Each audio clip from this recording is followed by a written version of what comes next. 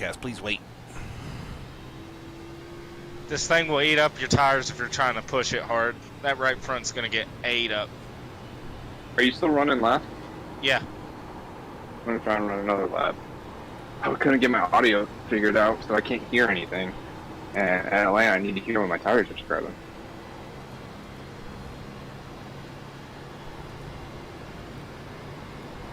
Brian, what we could do is you can do like a lap on board with us, and we'll tell you what we're feeling the whole entire time around. All right. Tyler, were you really long? Be going here. All right, Skylar, we should be on with you. We should be streaming here in just a second. All right. I'll let you kick it off.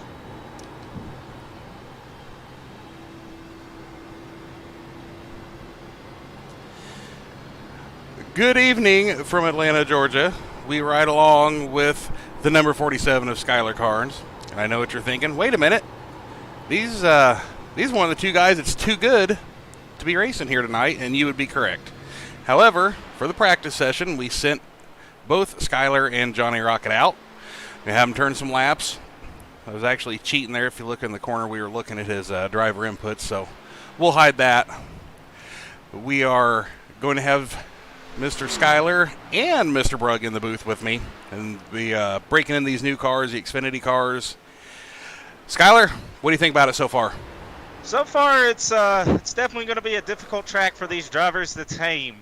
As the run goes on, the car is going to be getting tighter and tighter as they burn up that right front. That's what you're going to be protecting here, mainly tonight here at Hot Atlanta, where the track's hot. You're going to be fighting for grip. Going into 1 and 2, you want to break it probably around the Atlanta sign going into 1. Let the car ease on down onto that bottom lane. Don't get back onto the throttle until you're in the middle of 1 and 2 on that apex, and then ease on into that throttle going into the exit. Now on exit on throttle, it's going to be loose, so you're going to have to battle that, but try not to spin those rear tires, otherwise you're going to burn those off too, and it's just not going to be a bad time. 3 and 4, same thing. You can drive it in a little bit deeper, but get it to that bottom and hug it. In the middle of 3 and 4, ease back onto the gas, get it out to the wall as best as you can, hit that tri-oval, bam, you did a lap around Atlanta. Now, as these tires wear down over time, you're going to see drivers slowly going up the middle lane here to try to keep it and save those tires. And they'll be running this mid lane because you can just push it a little bit more and not get tight down there on that bottom. And you're going to see a lot of drivers try to push it and pass on that outside. Johnny, what are you thinking about it?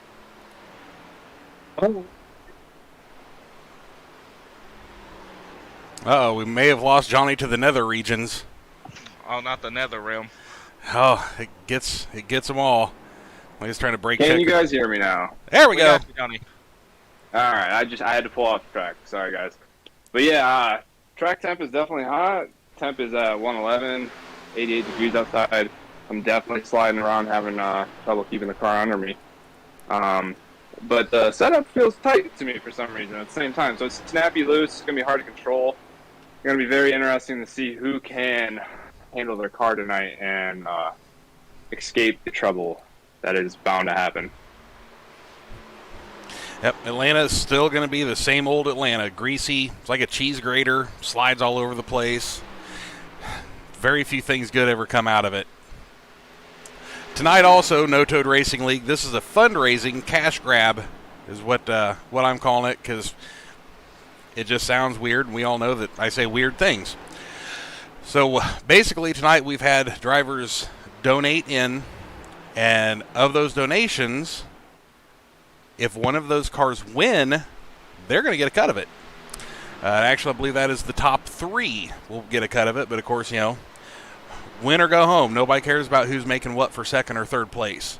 So right before we get going, we will flip through and give those who donated a quick look on here. And I tried on the software and could not find something to specifically set their numbers apart. So we'll go through that way and give them a thanks for donating and keeping the shiny side up on all the things we do here at No Toad. Well, there's somebody going crashing around. You're going to see that a lot. The ARCA race we just did on man, felt like it was last Monday, but I think it was just Friday. It was a lot of the same, and that didn't end so well for you, did it, Johnny? No, that didn't win that well, but it's all right. It was fun. Still blast. I see Terry's back out here. He's got a favorite scheme of yours, running the Coors scheme. Yes, and as I've said, and I'll defend this to the end, if you don't drink Coors, you probably drink something else. I personally am kind of more of a mellow yellow man, but, you know, I'm a fat Iowan. What can I say? Well, Terry is out there running the Coors scheme. I'm running the Budweiser 47. So I guess we're having the battle of the beers in practice, but once the race goes down, he'll be the only beer car out there. Unless Wayne's running the Miller Lite. Oh, you know he is. Oh, yep. You know he is. Genuine draft. Yep, I saw him earlier. He's sitting in the pits, but I did see him earlier. Of course, Skylar ran out. What did you run total? Like, I don't see it in front of me. What, 7 laps, 8 laps, something like that?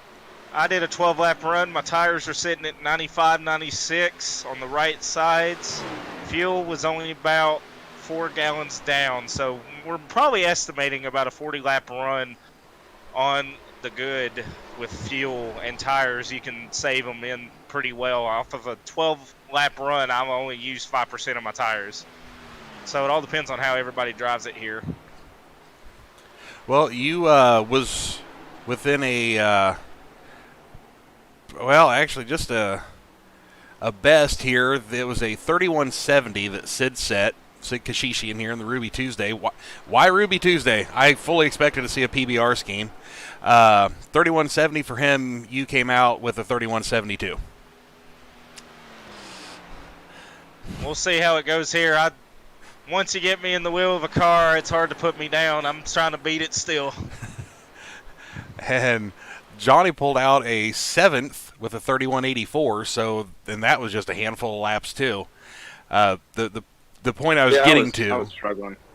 Well, okay, you're struggling and you're a 10th off. You know, welcome to my world where if I'm within a half second of the lead, I'm doing pretty good. The other point of the fundraising race is we kind of almost sort of in a way ran a bounty. Johnny and Skylar were not allowed to race tonight, and therefore we're calling this the Biggest Loser 250. So anybody not named Johnny Brugg or named Skylar Carnes is allowed to race tonight. And like I said, if they donated, No Toad's going to put up some of those donations, and the winner's going to get some of the pot. I think the winner gets 50% of all the donations. That is what I remembered hearing, and apparently had a thick spot of air there. Sorry about that. It's all good. Do we have a count on how many drivers donated? 117. No, I'm actually going to refresh that right now because I was going to flip through them as soon as we got into qualifying. So that's the pot in general. That's the entire money up for grabs. Yeah, we're right around $200 right now. So the winner will get Good $100. showing. Yep. Oh, watch out! That's McCuskey. Oh! Good thing you cannot make contact on pit road, or otherwise, Johnny, you'd be going to a backup car. I mean, you know. Yeah, I was. I just saw that on my screen. I would have not been in good shape after that one. That's gonna leave a mark. Switch around here. We're gonna see if. Oh, it looks like Sid is still out cranking laps. Oh, he's coming in. Just a couple minutes left here in practice. So we'll ride back through here, and Skylar, we're gonna jump on board with you again. Sounds good. I'm going to run the high line around these last few times here.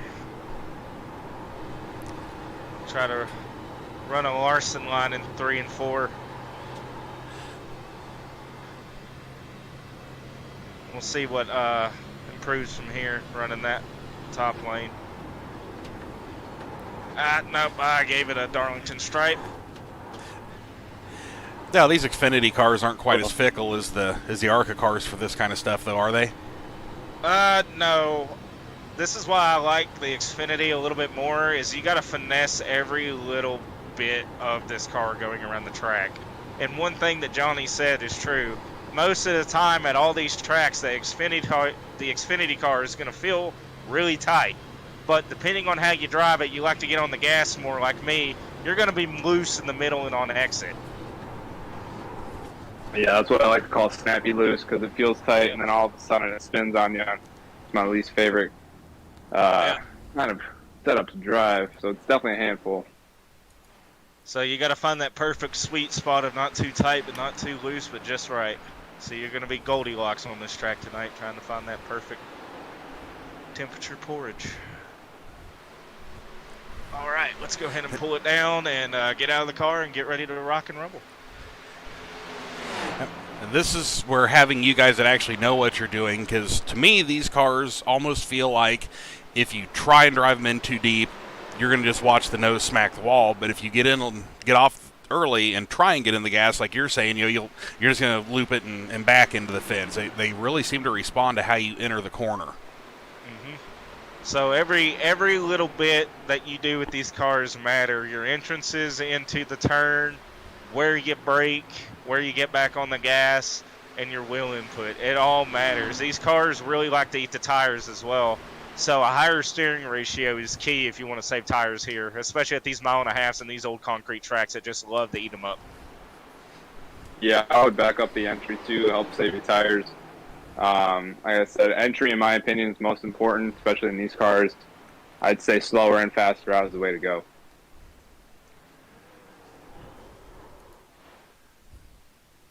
Oh, well, I heard that telltale slapping against the wall, and there was just nothing. All right, checker flag for practice.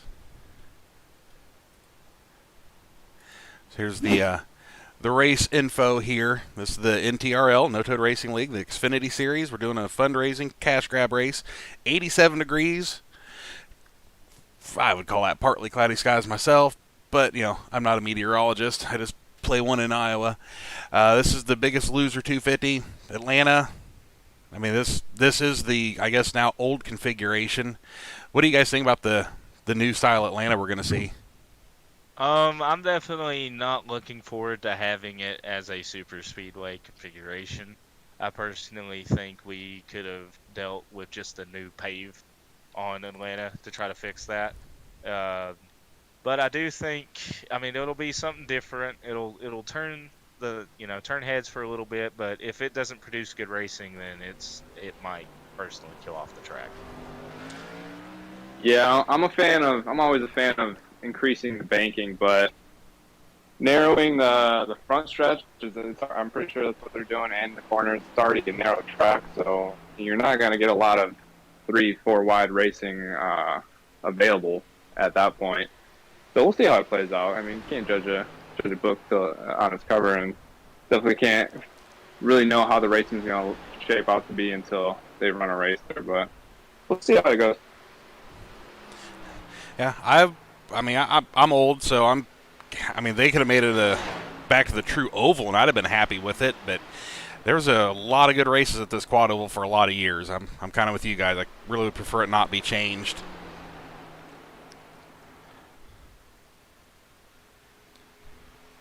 Yeah, it's such a good track on its own now, so I don't understand the need to change it. But maybe they know something that we don't, and we'll have to see. Well, we can always just call voodoo about the new car. We just, that's we've got a built-in excuse for at least a couple of years. Oh, it's that new car's fault. Hey, there's another beer scheme running, 32 car and a Keystone. Marty Rogers. So far, right now on the board, Matthew Parasini holding the top spot with a 31.725.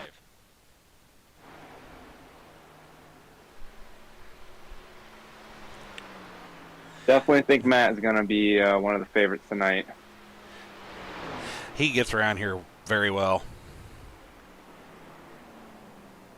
He does indeed. He's really strong at these 1.5 miles. That's where Matt, he even said he likes to shine is here at these 1.5 miles. He was a little bit weaker at Kansas just because he didn't know how to run that top line, but that bottom line for 5 laps was the fastest thing around, and he just would sit and take out times lap after lap at Kansas. And then same thing here. This is more of a bottom lane dominant, but the top lane will come in depending on how worn out the tires are. So we'll see Matt definitely up front in the top 5 tonight. Speaking of which, we just now see Oliver Turan running faster than Matt, 31.695.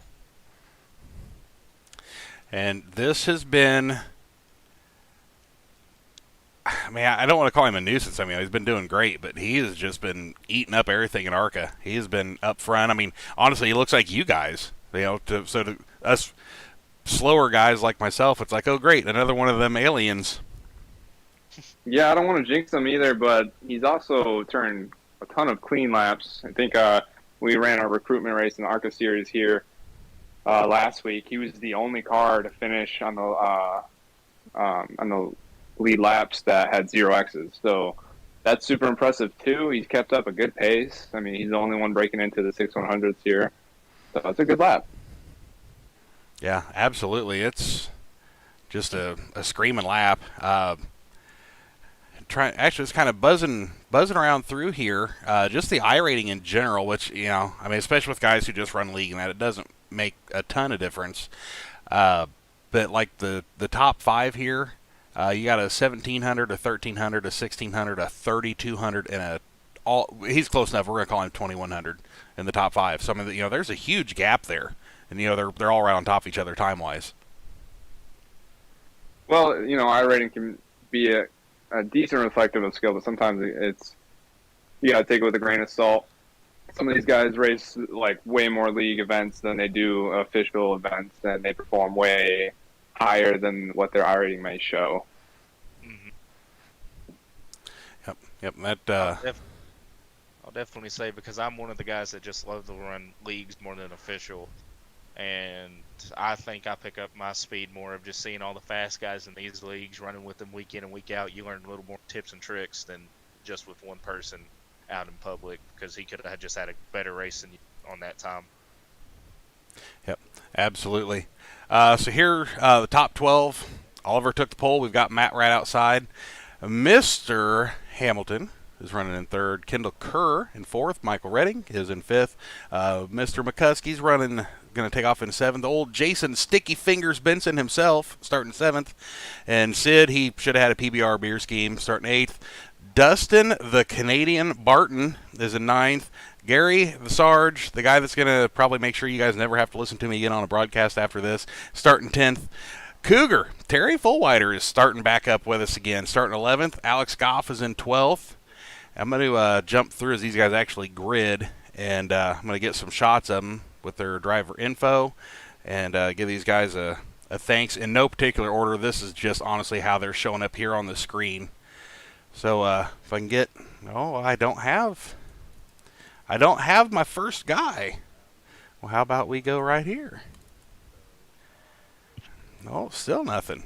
There we go. So I've got Oliver Tran. He is a donated driver. So thank you very much. You know, new to it, and showing he wants to stay right off the get-go. And Piracini is also in here. Saw him down here on the list. And we've got more of them coming in. We've got a load again. We've got David Rhodes that is in there. Ken Olson, Willie Whitaker, Jason Benson, Douglas Kelly, an anonymous one that we know who that is, but you know, we'll let him be anonymous. Will Jester, Dustin Barton. Let's say Oliver's in there. Douglas Kelly. My list just decided it was going to reset. Wayne Hayes is in there in the donators. The Alex Goff, Kendall Kerr have all donated, and the way this just jumped on me, for whatever reason, that tells me there's probably another one that it kicked back out. There we go. Marty Rogers, John Crutchley, James Lawson, and Sid himself.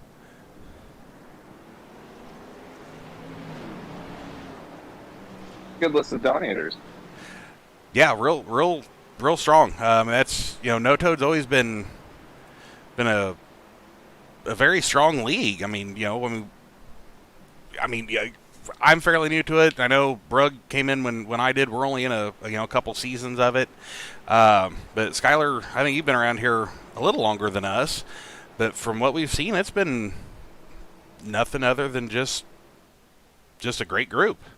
It is definitely a great group. These guys have been around since the early 2000s. They've been going on for about 20 years being together as a league, as friends. They did take a long hiatus, about 13, 15 years, though.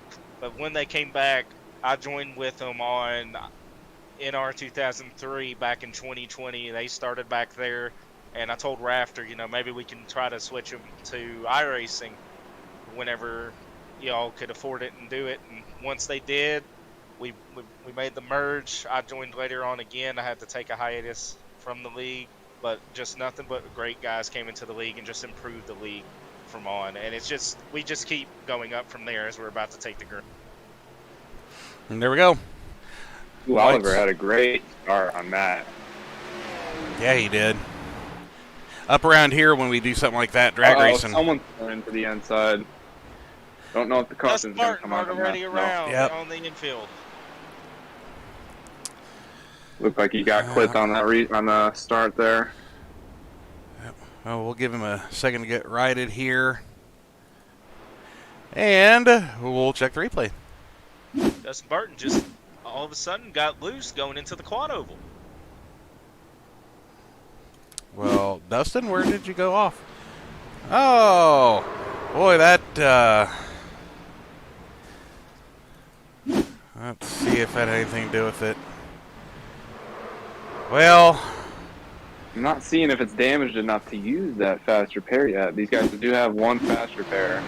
I also did notice, I wanted to bring it up before the race, but I got distracted. We're on 75% fuel today, which is a little more fuel than we're used to, and 50% fuel. Yeah, I saw him talking about that, and so that absolutely is going to change up everything. I mean, everything changes there. I mean, you got a heavier car, it's going to burn the tires more, so then that makes tires that much more important, like they're not super important here to begin with. Yeah, it's definitely going to pick up strategy a little bit, and for Dustin's sake, I think he can shake this one off and get through it. He has been increasing his speed lately in NTRL events. I've noticed him just getting faster and faster each week, so hopefully he can fix that without wasting his fast repair, maybe, and keep that fast repair in his back pocket if he needs it again, and just heal up naturally and get back out there on the track. Looking down here on pit road, Johnny, it looks like he is going to take the damage and try to bang out all the rear end damage that he got from that. The right front looks pretty good. I think that's the right move. He might just have a little bit, maybe 5 seconds of damage on that right front, maybe 7 seconds on the rear. So he should have less than 30 seconds of damage to get back out there and save it for whenever it needs to be. Take a little bit of fuel, top it off, should be good to go. Yeah, I definitely think that's the right move there. I mean, early on in this race, you don't know what kind of trouble you can get into later down the road. So car's not looking too beat up, and these Xfinity cars, can take a little damage more than with the ARCA cars than what we were racing last season, and be okay aero-wise.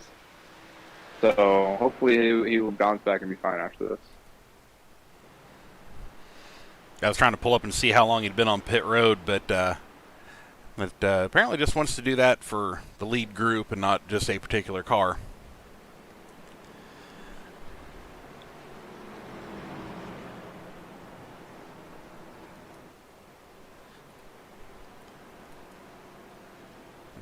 I also just realized the old ticker's showing us how many hours we've got left. We're doing this on laps. We are not doing this on time.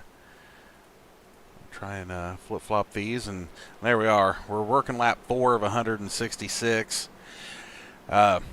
We have been fighting graphics a little bit. You guys will see that the edge of the crawler here is overlapping the NTRL Xfinity logo.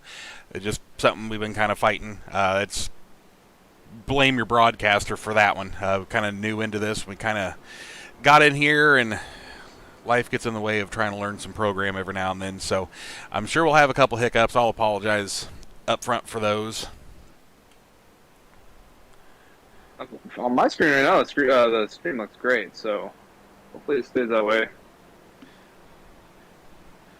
I do want to say, though, while we're on a caution, early on in this race, I was going to try and get it in before we took lap 1, but we did get a caution on lap 1, so it doesn't really matter. I was wondering if we could do boost prediction.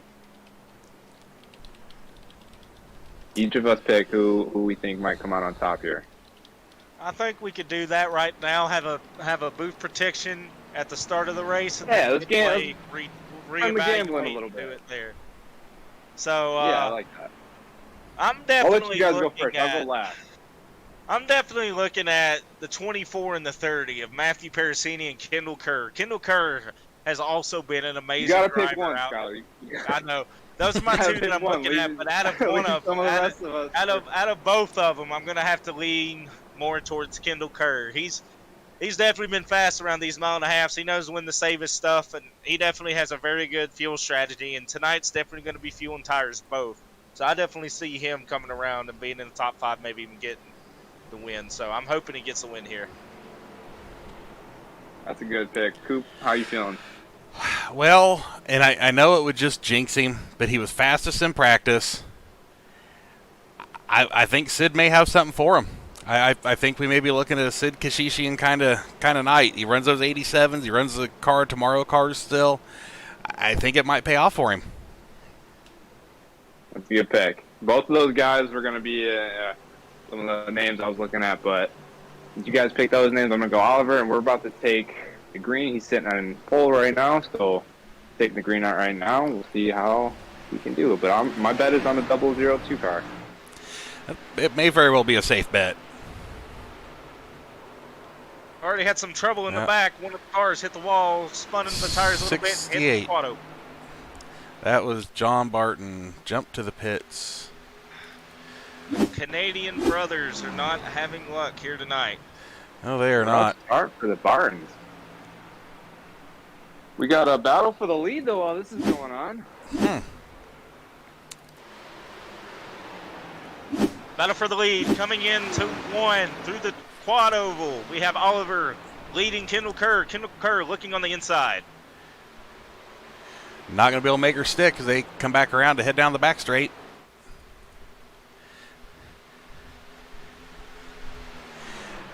Is it just going to be content to ride, or is this a deal of you just got too much speed to overcome? I see Oliver's using the high lane, and Kendall's kind of using the middle to lower lane. Let's see if he does this again this lap. Oliver might be trying to run Oliver, that line in 3 and 4 to save tires, but who knows? It might be too early to tell to run that top lane. That could be eating them up right now. That's what I was thinking. I was thinking it's a little too early to get up running that top lane, but he moved right up there, and now he's having to fight off Kendall. Oh, there in the wall. Into the wall.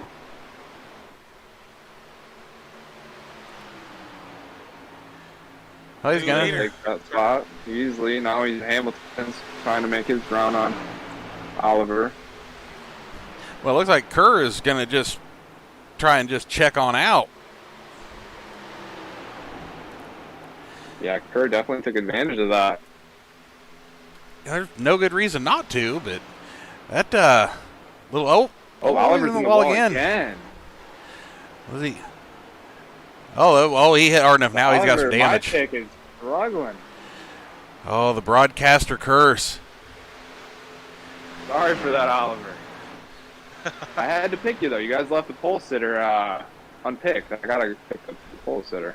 Well, we still got a long ways to go, but he's got a faster pair. He can bounce back right now. Still way too early to tell how this is going on, but right now it's definitely sitting well for Kendall Kerr, your leader.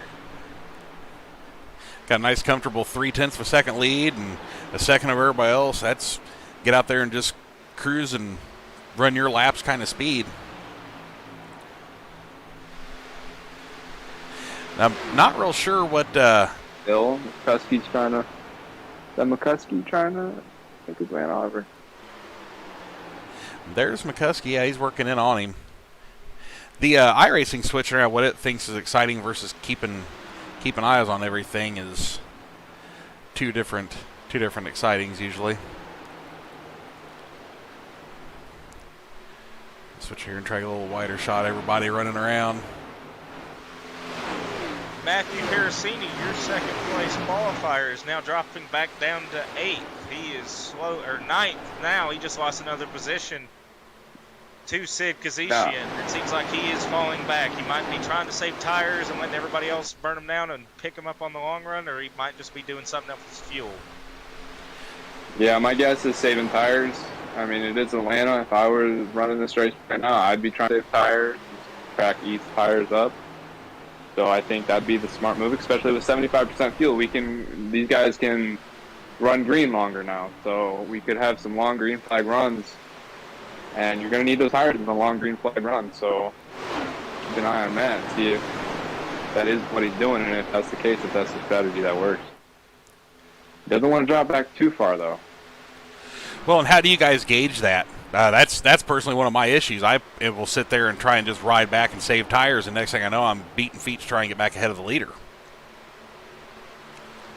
Well, when I'm racing with Skyler, who's normally right in front of me, I'm normally just trying to keep pace with him and save my stuff as much as I can. But when Skyler's not right in front of me, and I can't really have a gauge on how much I should save my tires, I don't mind dropping back and staying in the top 5 so that I'm in counting distance if something opens up. But you don't want to drop back too far. And I normally try to save halfway a normal, like half the laps of a normal green flag run. So I'm not sure how long they can go on fuel here, but it will be interesting to see. How about you, Skyler? Well, for me, when I'm trying to save tires, I'm definitely not trying to overshoot and overdrive the entry of the turns, especially with these Xfinity cars. That's where you're going to be, really wanting to back up those corners, let the car settle down. If you notice your car's pushing up and you can hear that tire squealing, you're killing them.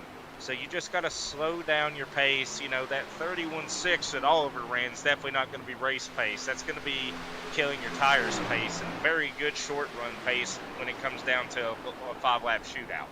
But for that long run, you're going to back up your time a little bit, focus more on letting the car settle, roll the tires, roll onto that gas, be easy with it. And especially when I'm out front, I'm trying to keep you, Johnny. If you're behind me, I'm trying to keep you a certain point.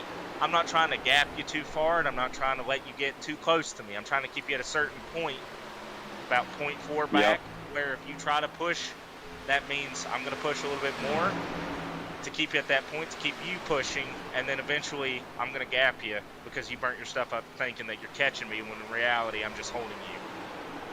And then when I'm behind you, I try to pressure you, try to get 0.1 and just keep pressuring you to overdrive the corner to attack. And then eventually make a mistake and capitalize.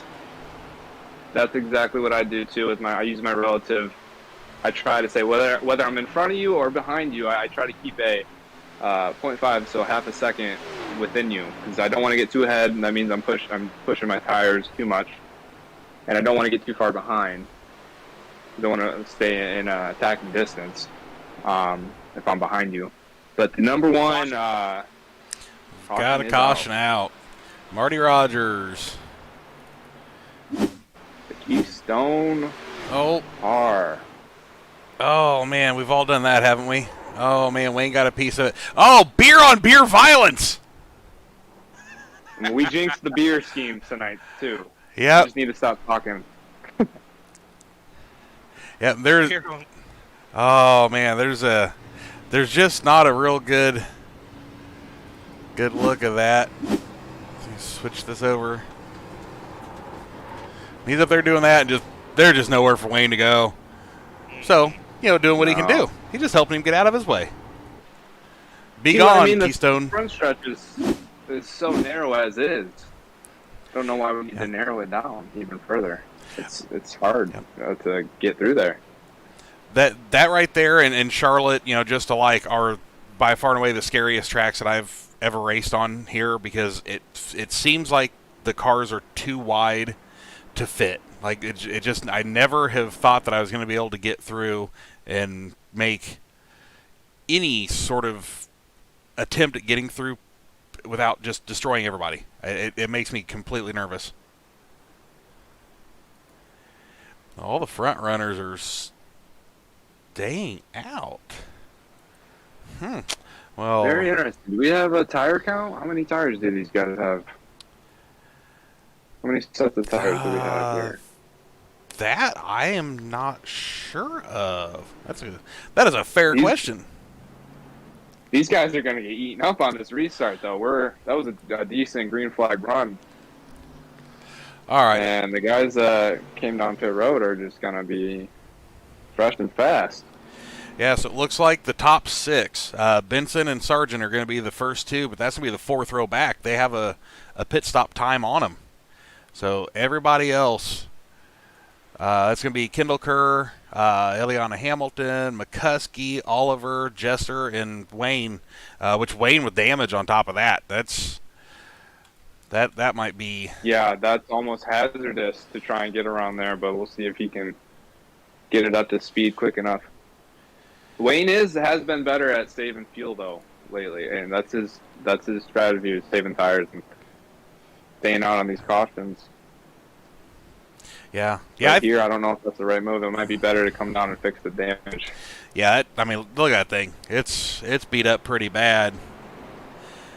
That and older tires, I mean, and granted, we're only lap 21. I mean, there was one other caution, but, I mean, that was still 14, 15 laps of green at Atlanta. That's not easy on tires. Right. Yeah, no, their tires are definitely eating up. And Wayne has front-end damage, which is dangerous because then your engine can blow at any time, and then you're completely stopped on track. So we'll see how this restart picks up. Now, we'll see how it goes. When I did a 12-lap run, and they probably just did a 14-lap run here, after 12 laps, I only did 5% change on my right side tire. So depending on how they were driving it, if they were saving, they're still at a 95%. So they're still really good, but they're not fresh. So they're going to have some good tires here. They're definitely warmed up. They're not going to be squirrely on the restarts for sure. And they're going to be warmed up, ready to go. But if you came down and took fresh tires, you eventually will pass these guys, no doubt, because their tires are just going to keep on getting eaten and eaten. And those tires that you just took that are fresh will get to their sweet spot, and you're just going to eventually get around all the guys up front that did not take tires. Yeah, cold tires here are just as scary as using beat-up tires. It definitely takes a few laps for the tires here to get warmed up. And I am noticing now, Oliver, the 002 car, is one of the cars that stayed out. And judging based on that last run, he did seem to be pushing the car past its limits. He was using up his tires, it seemed, because he was getting into the wall multiple times.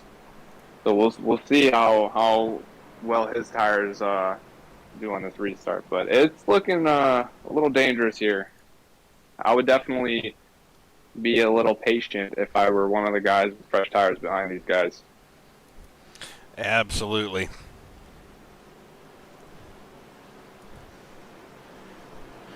There, and not real sure why I've got the spec layer and no color for Piracini. I'm not real sure what's angry about what. It's kind of cool looking, but it's kind of hard to see.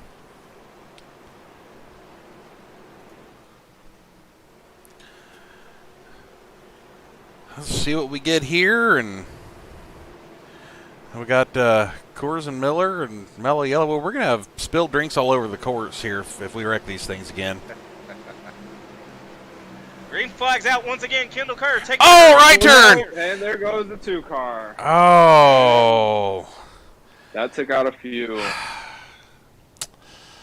that's showing Josh Grosso, Sid, Will Jester, Alex Goff, David Rhodes. Oh, man. So, yeah, beer on beer violence, man. Let's see. You hate to see it in a donation race, especially when there's payouts. Yeah. Yeah, that's just... These guys... That was just stab the gas and it hung right. I mean, I've seen that plenty of times. Sid got a piece of that. It's especially hard here. Mm-hmm. Yeah. Yeah, it's damaged. He was your pick. He was fast in practice. He had the fastest practice time. Here's Goff. Man, you hate to see that. Oh, yeah. And Cougar being behind him there, I mean, probably one of the most patient guys that there is in the NTRL. So, I mean, I just don't see where he probably was really doing a lot of A lot of pressuring. Well, let's see if we can get up and around here. See if we can catch with this one. There we go. Yeah, these restarts here are so hard on old and cold tires here, where you really have to feather the gas pedal to where you're not even reaching full throttle sometimes by turn one. Like you're just reaching full throttle into turn one. And I think Wayne just may have over guessed how much he could throttle it there on the restart, and it just sent him to the outside wall. Yeah, we've got all kinds of everybody rolling down pit road, trying to get damage fixed. Gonna try to flip through. Well, Will's doesn't look terrible. I think Wayne's pretty well took the right hook there. Kind of did a number to that. Oof. Oh yeah, he's got big nose damage too. Yeah, Roger's pretty rough looking. And we're not seeing John Barton. Oh, he had an incident earlier. That's why he had dropped down through there. Let's go back to see. Hamilton still looks good. Hamilton's at the end. Shows that he's dropped 9 positions, so I thought maybe he had damage, but he looks okay. So we can get a last pit stop lap. Benson. So we still got 3 that haven't stopped. Kendall, Oliver, and Mike. Oliver and, yeah. Kendall seemed to have been saving his tires pretty decent that last run while staying up front. He's one of those drivers that can maintain a ton of speed while saving tires. That's a skill that's pretty rare. So we'll see how much longer he can do it for. But with most of this field having fresh tires, I don't know how long he can keep that up for. But seeing all this beer-on-beer violence and talking about it, I am going to go crack a fresh drink. So I will be back with you guys, hopefully before this thing goes green again. That is fair enough. Seeing everything just crashed and wrecked and split and beat up. And one of the beauties of Atlanta is if you can get the kind of beginning of the race jitters out of the way, you can get into just kind of a groove and actually let just kind of a natural pit stop cycle happen. So do you think these guys are purposely trying to be on or off of each other's pit cycle? I personally don't know. You know, I personally think they're trying to play the strategy game and they're trying to switch it up, try to get their own pit cycles in, and try to be, the first one that can sit and sputter across the line with fuel here tonight. So I'm thinking they're trying to find the best fuel strategy right now, not really with tires, but try to extend it out to where they can get the longer green flag run and make it at the end. And what is that? That's why they play the game. You can write it down on paper all you want, but until you're actually out there doing it, there's got to be a lot of things go right to actually pull out a win. As they always say, the racing here is real. The cars may be fake, but the actual racing is real. And it's almost easy to outthink yourself.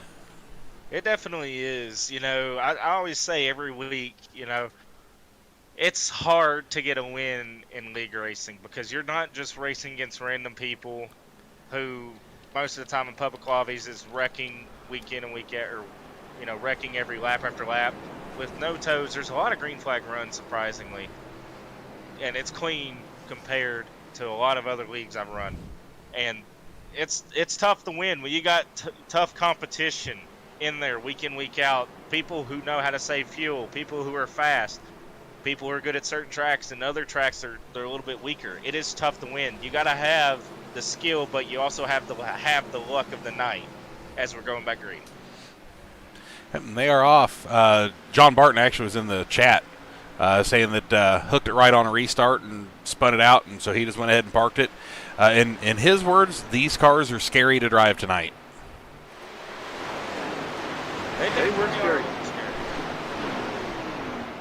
They were scary. I know I ran a few laps. I only ran 3 laps of practice before we got this thing going just to see how these things felt. And I didn't have any audio. since my headset was connected to Discord, but it felt very, like I said, like tight at the same time while getting loose. So very hard to control. So these, can you guys do what you were doing with kind of the slip angle driving you guys were doing with that ARCA car, being able to kind of hang that out there and actually use that body being all cockeyed with the wind, or do these drive way different? They definitely drive way different, you know. Whenever we were pushing it to the edge and everything, the ARCA cars are way less horsepower than these Xfinity cars. With more power, you got to be easy on that throttle. You can't really send it in there like that because you're either going to get loose, or if you wait, you're going to get tight and fly into the wall. So you can't really dime it like how we're doing it with the ARCA cars. Yeah, I would agree. Wow, we have a close battle here at 67. Trying to see, that's a new name for me. I don't know if you guys recognize the name. We just had a three-wide battle, slowly but surely. Three-wide battle for second place. Gary Sargent and now Oliver battling for the second spot, trying to get back up to Kendall Kerr. Kendall has pulled away, too, on those old tires. That is very impressive. Yeah, he is a second and a half out. Now Matt is battling with fifth. Oh, man, two. He's in the wall again. You can throw a blanket over. Man, 002 is having trouble with that wall. Well, it's like once you do it once, you just can't stop.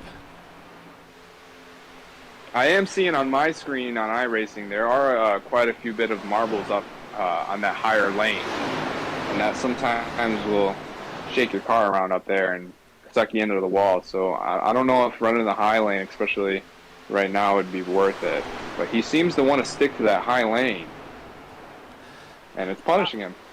Well, I would run the Larson line. I would definitely want to try and run that middle line. What were you trying to say? Middle is where it is at right now. I agree. I definitely would be running the middle right now. And we see Kendall, I believe, is running that middle. What dictates moving up? Is it just a feel thing? Is it just a number of laps? Is it something you're looking for on the track? You know, what tells you guys it's time to start moving up the track?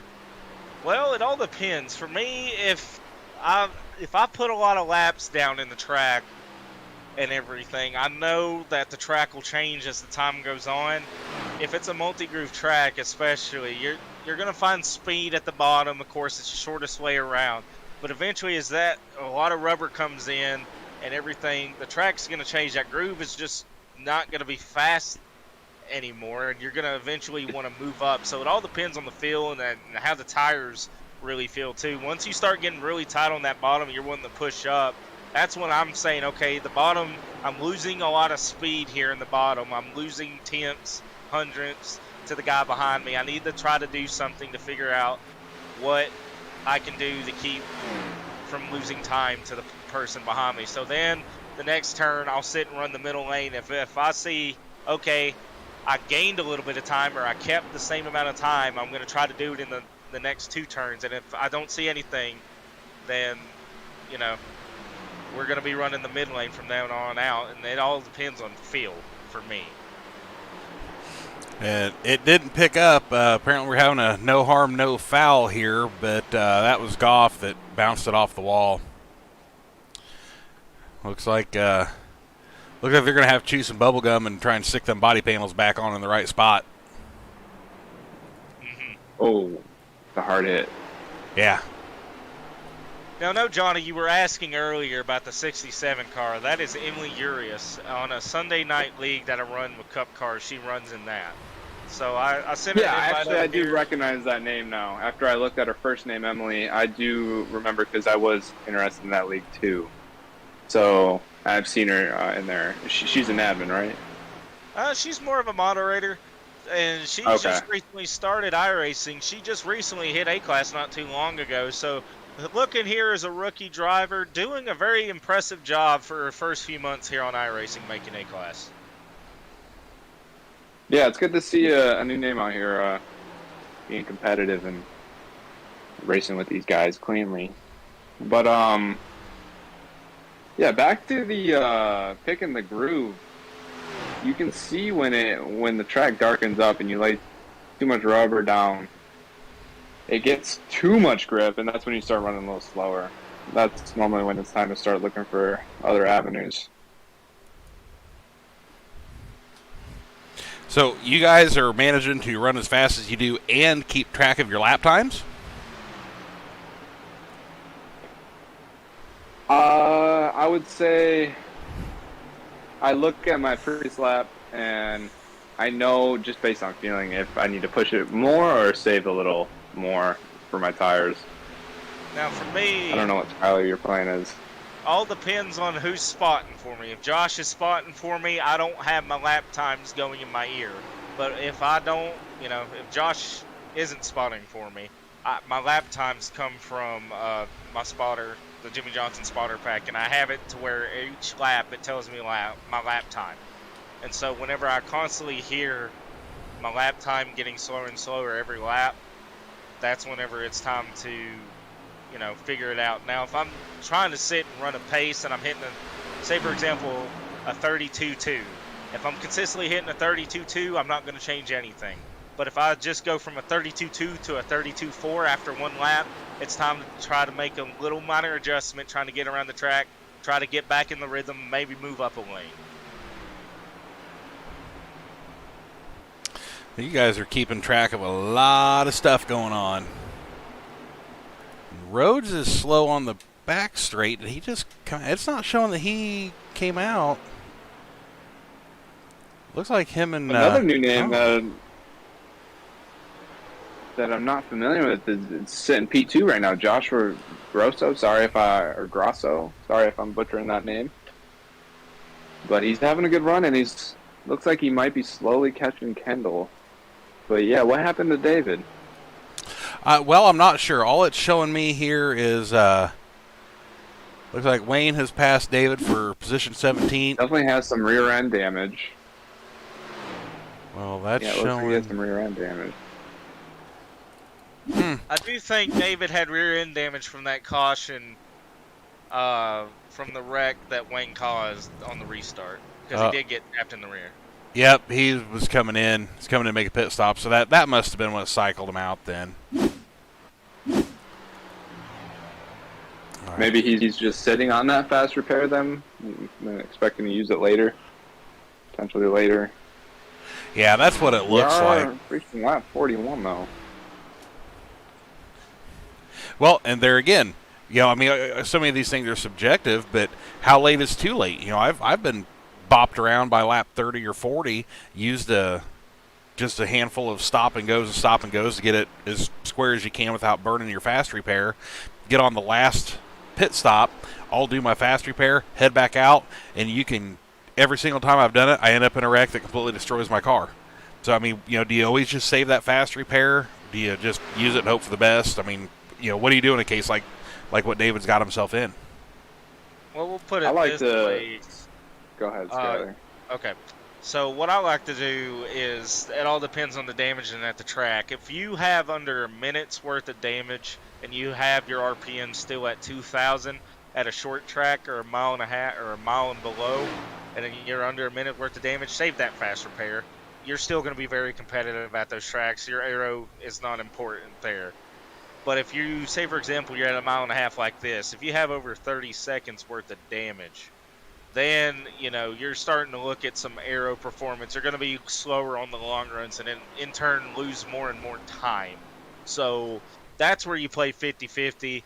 I would still take all the repairs you can, but if you're definitely above 2 minutes worth of damage, I would take it then.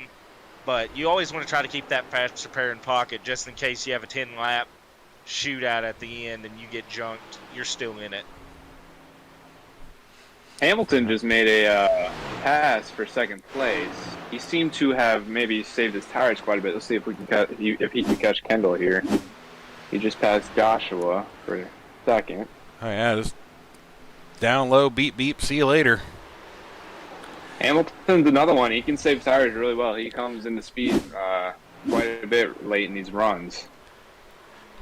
Yeah, well, and let me get try to get a better shot.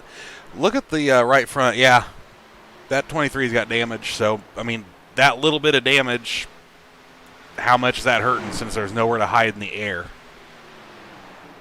It definitely will be hurting him. That right front quarter panel kicked in. It's going to make his car slowly get tighter and tighter as the run goes on. So as soon as the caution comes out, he needs to come down and try to get that beaten out as best as he can. He's going to still lose a little bit of time on the long run, but he's still going to be fast regardless. Yeah, running third, I mean, you could have bigger problems. Oh, most definitely, especially here in hot Atlanta. Man, I mean, this track's just so hot. It makes the tires get loose in one turn and tight in the other. It all depends on just the conditions of the day, and it seems like today they're having pretty good conditions out there to run a race here.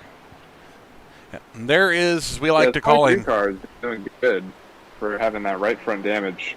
That right front damage can be really detrimental. So the fact that he's able to run third right now and hang in there, pretty promising. Go ahead. I was going to say, this is the Nodge.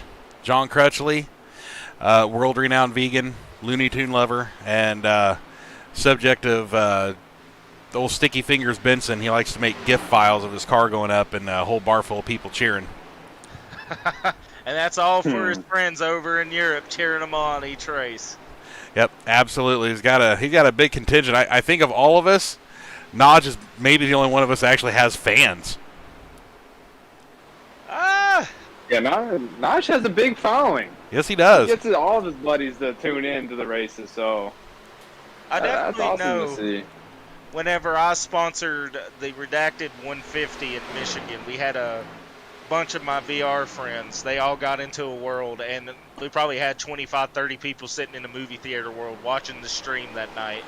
Oh, that's cool. It felt like one of the Nodge's gifts there, watching everybody. As we see Oliver coming back out on track, he already went ahead and pitted. Looks like we're getting ready to start the pit cycles. Here he comes. So let's look at that. Nope, he's still sitting on his fast repair, judging on the way the back end still looks the same. Wanted to bring up Terry's back in the top 7 now, too, after getting into that incident with Wayne. Top 6 now, so he's moving on up. Hopefully he can keep his car clean. Since he probably doesn't have that fast repair to use anymore. 002 of Oliver Turan coming in the pit road this time by. So finally, how far did he drop back? Where's he at right now? Now he's there. He is. A lap down. Yeah, see, I think he burnt his tires up too much. He should have pitted earlier. Yep. Well, we're if the graphic is correct, Kerr's the last one left on the tires that started the race, and he's still out front. Yeah. Kendall Kerr coming down pit road this time by. Yep, here he comes. So Seems Hamilton like will take over the lead right in front of Joshua in the 23 car, and Matt is sitting there in pouncing distance following them. So we'll see how long these guys can last on fuel out here before cycles around and Kendall may come back out in front. But Kendall is definitely looking like the man to beat out here tonight. He was on the oldest tires and leading the race, so. Well, what changes on that? That's actually that was on your beer violence break. I asked Skylar, trying just to, like we're finally getting, which is what we normally see with No Toad. We get a lot of green flag racing. The kind of natural cycling that you get because of green flag racing, is there an advantage to you to try and short pit this? Is there an advantage to try and run out every last drop of fuel? It's a gamble. I know one guy who always seems to pick the right strategy. He's not in here tonight, sadly, but Justin Malarkey, he's great at that. It seems like he always has the right strategy. But sometimes, trying to stretch it, fuel as long as you can go is the right move. And sometimes short pitting, like a lot of these guys do end up doing, will benefit you. So it kind of when we get these long green flag runs, you don't know what the best strategy is because the caution can change that. But being in this league, no toad racing league, we do get longer stretches of green flag runs, and I think having 75% fuel tonight, which is more fuel than what we normally have, it would be smarter to run as long as you can until you absolutely need to take fuel. That's my opinion. Well, we've anybody who's seen me ride around in that Hawkeyes car knows that's pretty much my MO. Went to the Rafter School of how not to completely destroy your tires and helped me immensely. Once I got to that, then some of the cheats on here of watching and trying to follow some of you fast guys, and every now and then I'm dangerous in a public race because of you guys. So doing league stuff and I don't want to say a varied skill set, but everybody has some tracks that just naturally lend more to how you drive these cars. That does your own thing, but then No Toad's got guys like you guys, Hamilton, Piracini's another one of them that come in that is just lights it up all the time. You guys push us so hard, trying to be able to keep up that you guys make us better, and we didn't even realize we were getting better. That's a good thing. I'm glad that we can all push each other to get better, because I've definitely gotten better myself from coming into this league. Green flag racing makes you, race, and that's what's going to get you better. I did want to note that the 23 car who was sitting in P2 just came down pit road. He's about to be coming out of pit exit right now. But go ahead, Skyler. I was definitely going to say one thing that I picked up before joining No Toads and on the start of my iRacing career is you see the fast guys come in and week out. You want to beat them. It gives you the drive to say, I beat so-and-so, the fast guy in your league, and it gives you bragging rights. So you sit and study how well they do, what they're doing different than you are, and then you just sit and put in the practice and replicate it, and then you become that fast guy. You're like, okay, this is what I've been doing wrong. You sit and do the research, watch YouTube videos, all this other things, and then you become the fast guy. And then now you're competing with these guys. You're beating them week in and week out. And then it in the long run, it just helps you be so much better. And then you have more fun whenever you're racing the fast guys week in and week out, because then it's a toss-up. Quick, guys, I got to cut in. We have a battle for the lead right now. Matthew Paracini is making the move on Hamilton. They're too wide, and it has been a great battle, so if we can switch over to that.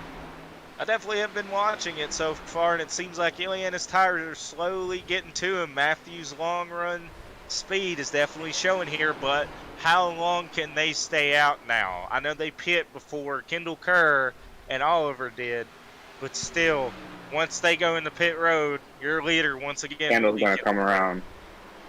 Yeah.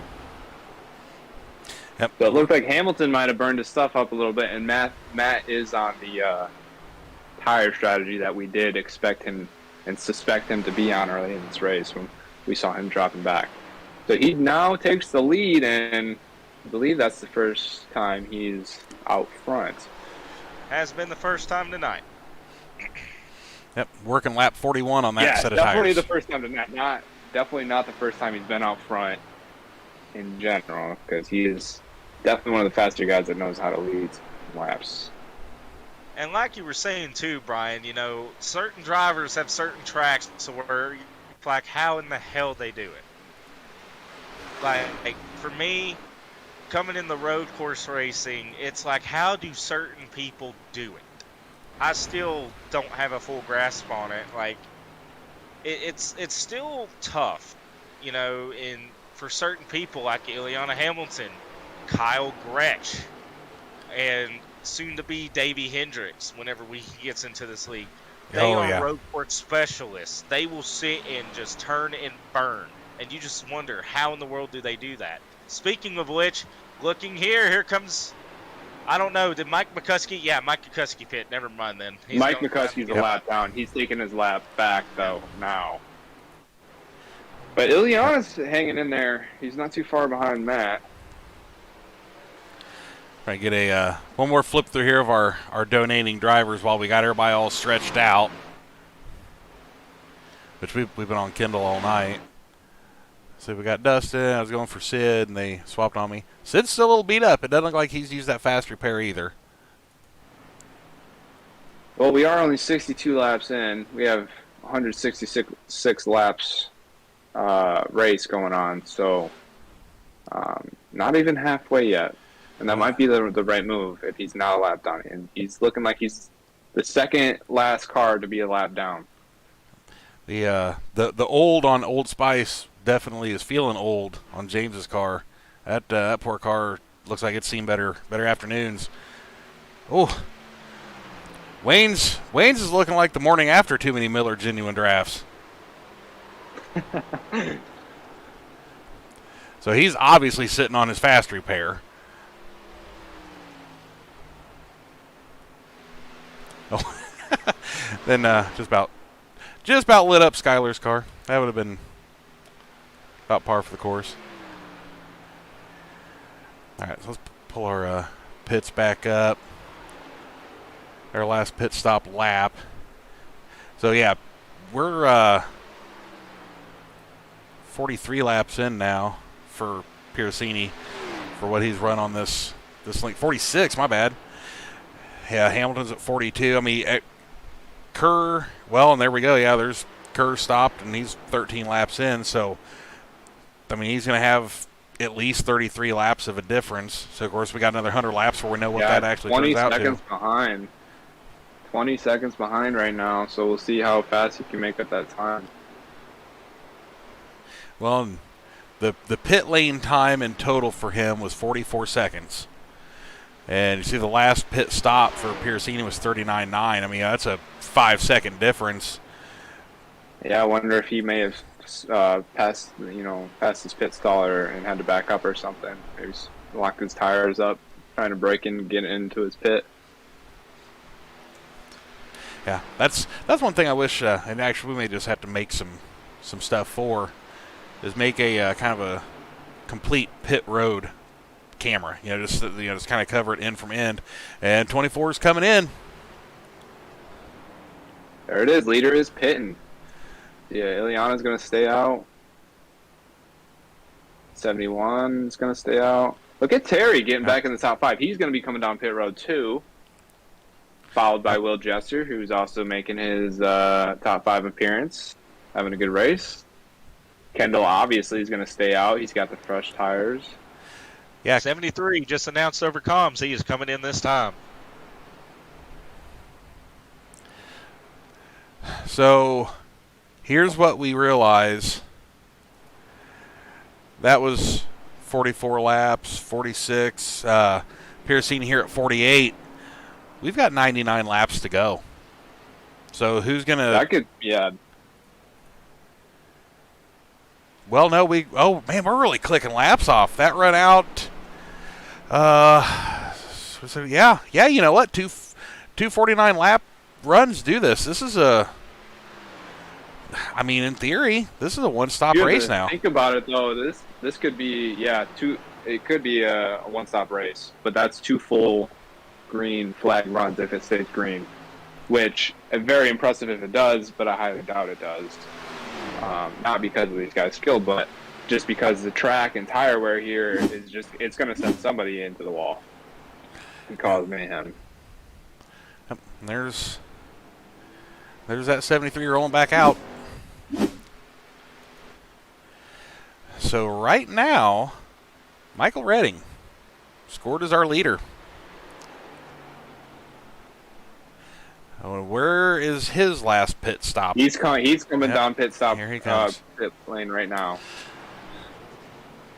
So yeah, he stayed out a lot of lap. And there he goes. Here comes Kendall. Yep. Back to the lead. Getting very close to the double 0 and 2. That was very close. Almost into the wall again. Oh, they're going to save it. Oh. Double 0-2 may have had a checkup right there. That was close. That was scary for the leader and a lap car.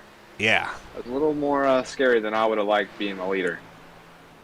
But he got it under control. Should be smooth sailing now. You see 73, or no, not 73, I'm sorry. Mike 71 was coming out of pit road now, so that's about how far back he is. All right, now Benson is just stopping here in 8th. He's making his next stop, or his current stop. Yeah, we've got 2 distinct groups here. So there was that group that never stopped from the early cautions, and then the ones who did, and so now it's got them thrown ballpark of 15 laps off of each other.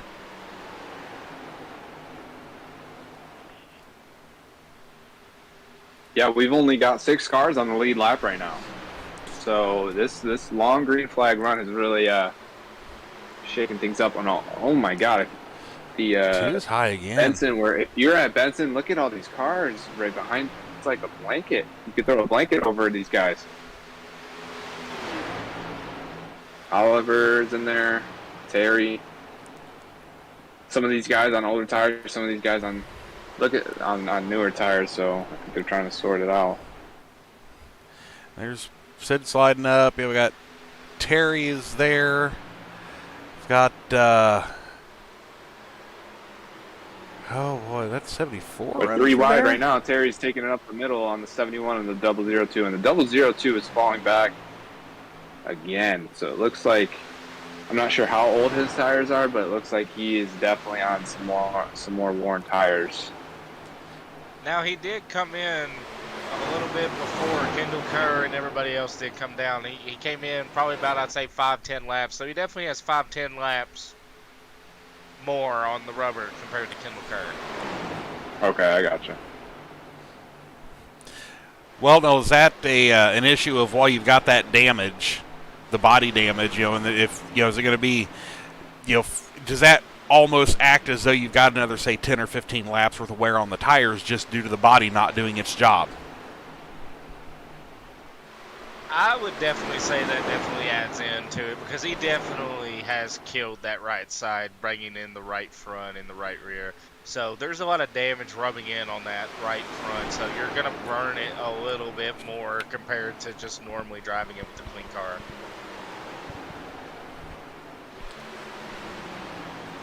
These guys are definitely in here mixing it up. They're all everybody's on the same lap as each other. These are all 4 positions. And all just right over on top of each other. Just all within about a third of a second.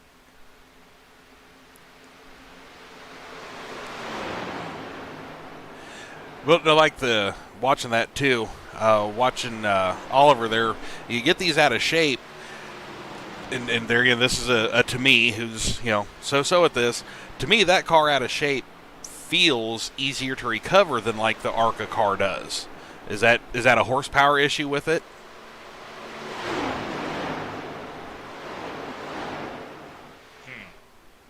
Well, I mean, you can quote Harvick based on this last in real life practice session that they had in the next gen car. Harvick was saying that they just took the next gen to Charlotte and increased the horsepower, and he said the car was easier to handle with increased horsepower. So with these Xfinity cars compared to the ARC cars, maybe it's the same comparison. More horsepower is easier to catch for some reason. I'm not sure why, but that is something that they are testing with this next gen car currently in real life.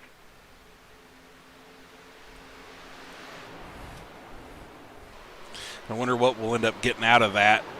I wonder what they'll end up ultimately changing in the Xfinity cars. Because I would prefer that in real life these cars aren't touched. That week in, week out, they're the best race there is. Absolutely. Xfinity is definitely, in my opinion, too, the most fun to race. Or fun to watch and race, too. They are very fun to race on iRacing. So, yeah, hopefully these cars... Old Full Wider is going for a ride. And caution is out. Yep, he just caught Nodge.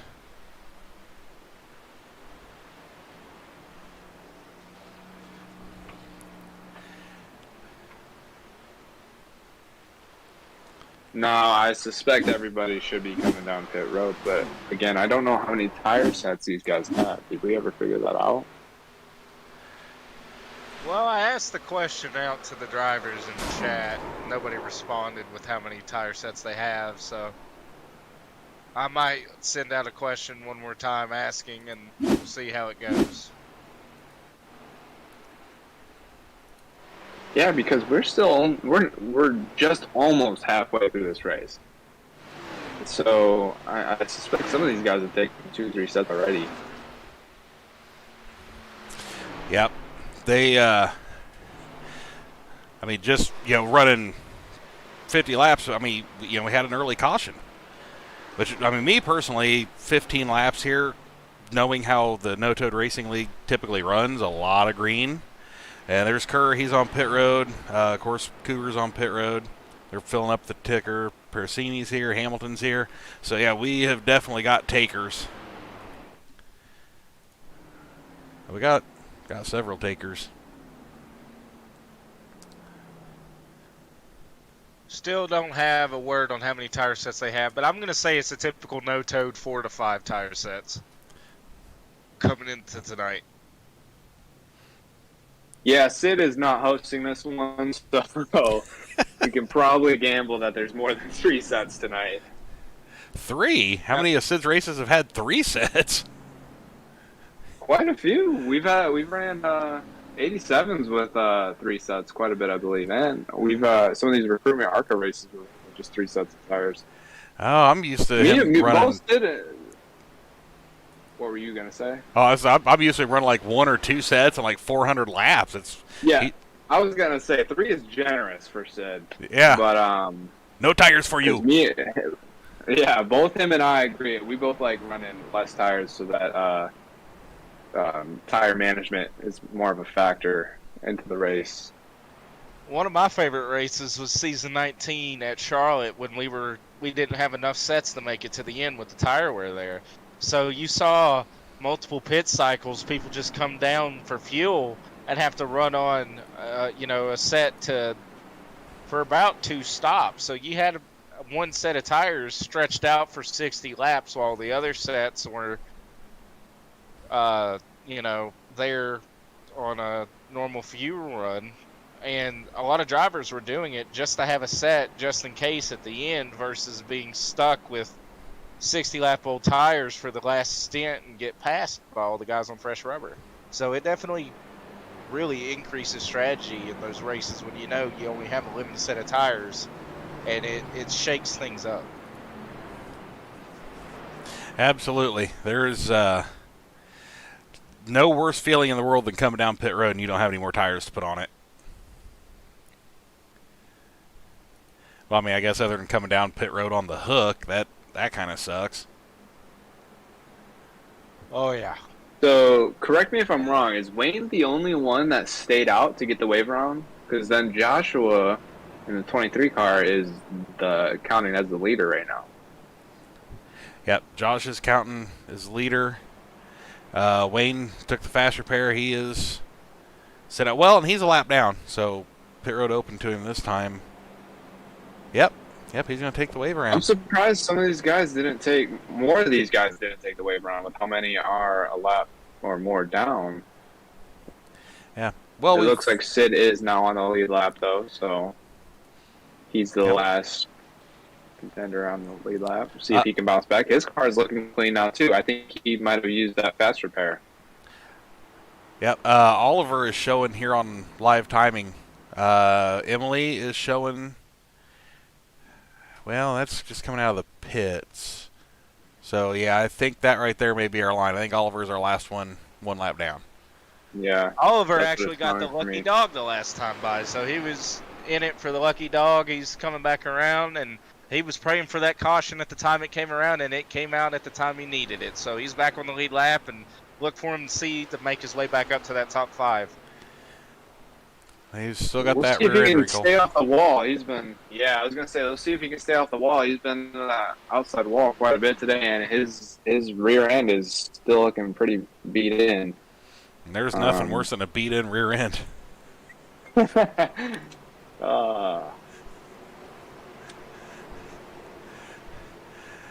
Yeah, we're gonna rack them back up. The top 6. Yeah, here we go. That's Got a lot of fresh tires. Leaders on old tires, and everybody else isn't. Man, those restarts are so hard in these cars, on these tires. Benson, even on cold tires, looked like he was flirting with the wall there. Outside lane, he's got a... Yeah. Kendall is... Yep, Kerr is taking gone. Off. And look at that, the 13 car, Dustin Barton, our first caution, is now sliding into second place. So he's recovered. So we're halfway in. I mean, minus what, 2 laps. But McCuskey's in the wall. So as of now, is it time to start really trying to commit to that high line? See, oh no! Oh no, McCuskey! Oh man! Oh, what a save! What a save! Whew! Those other drivers to avoid him too. Boy, that'll pucker up everything. Oh. Look at Benson sliding into third. Benson went from 6th to 3rd on that restart, and he's catching second, which is Barton. Run down through here. Battle for the... Benson's going hunting. He's hunting for Canada.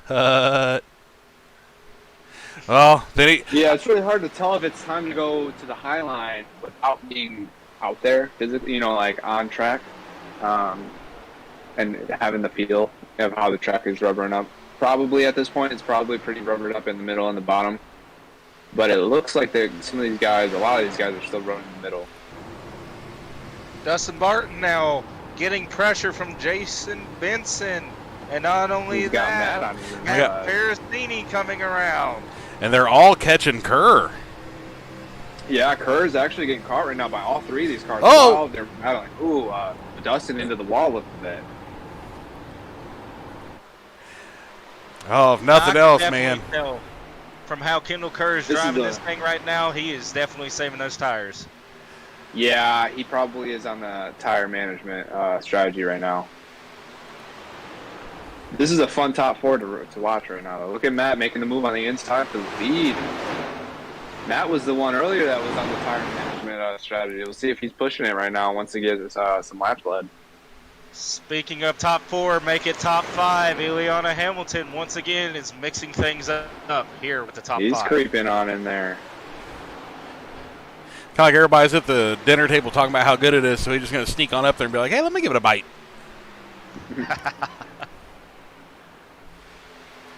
One driver I'm definitely missing seeing out here tonight is that number 45 of Al Rafter. Yep, absolutely. Where is Rafter tonight? He's playing hockey? Yeah, he's out there playing hockey, this thing together. It up with the boys. He's the one that put this thing together, from my understanding. Yep. And then he's too good to come out here and try and win his own money. I mean, I don't think he wants a title of biggest loser because he already has finished second a lot in the league. True. That's true. He definitely has the title for most runner-ups, I think. Yeah, he's championship points. The No Toad Racing League Martin Award.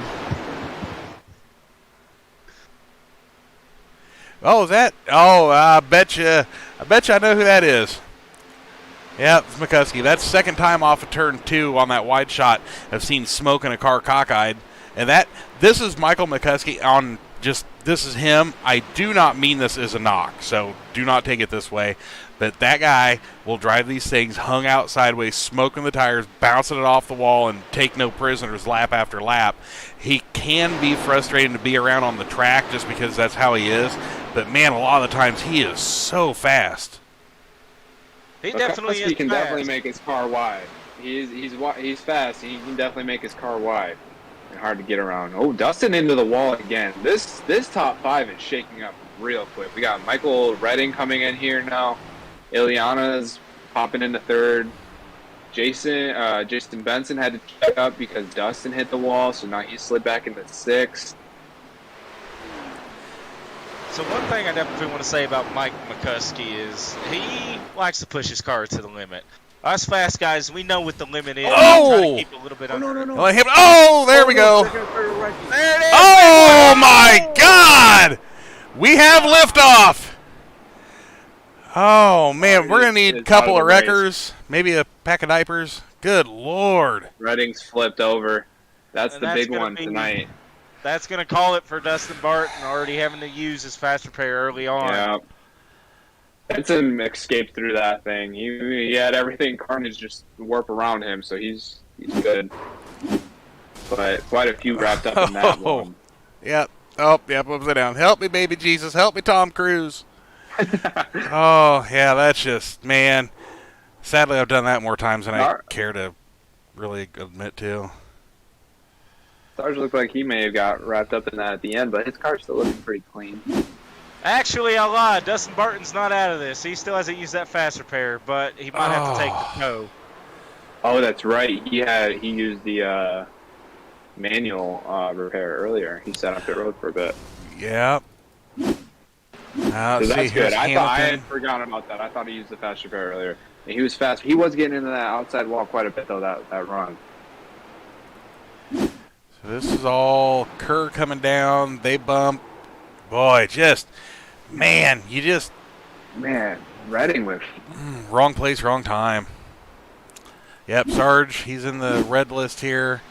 So he got a chunk of that. Get her woed. Get her woed. Not woed enough. So maybe Kerr Oh. wasn't saving tires there. Maybe he was just struggling a bit. All right, and here's the piece de resistance. Oh, my Lord. That's a 40-yard field goal that would have been made on any NFL team. Just, good God.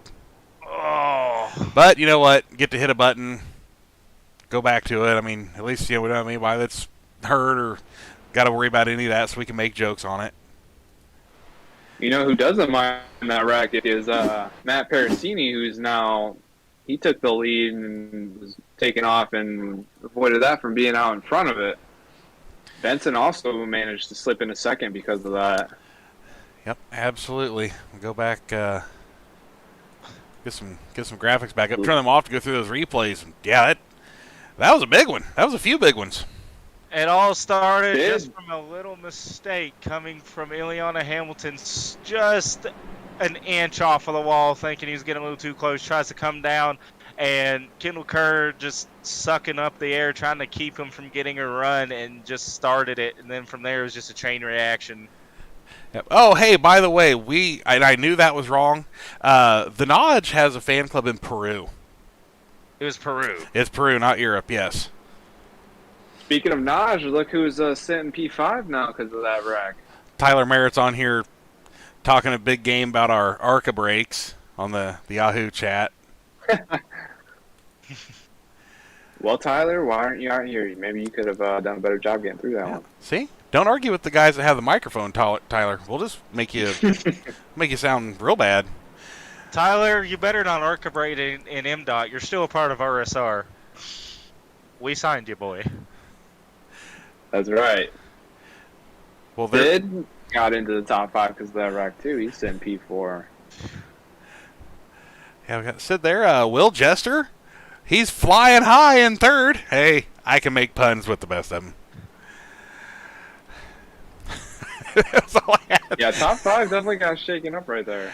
Yeah. I mean, other than for everyone who doesn't know, Jester is a pilot. So, like for real, Top Gun. He flies F-16s and shoots alien UFOs out of the sky. It's top secret. We can't tell any more than that.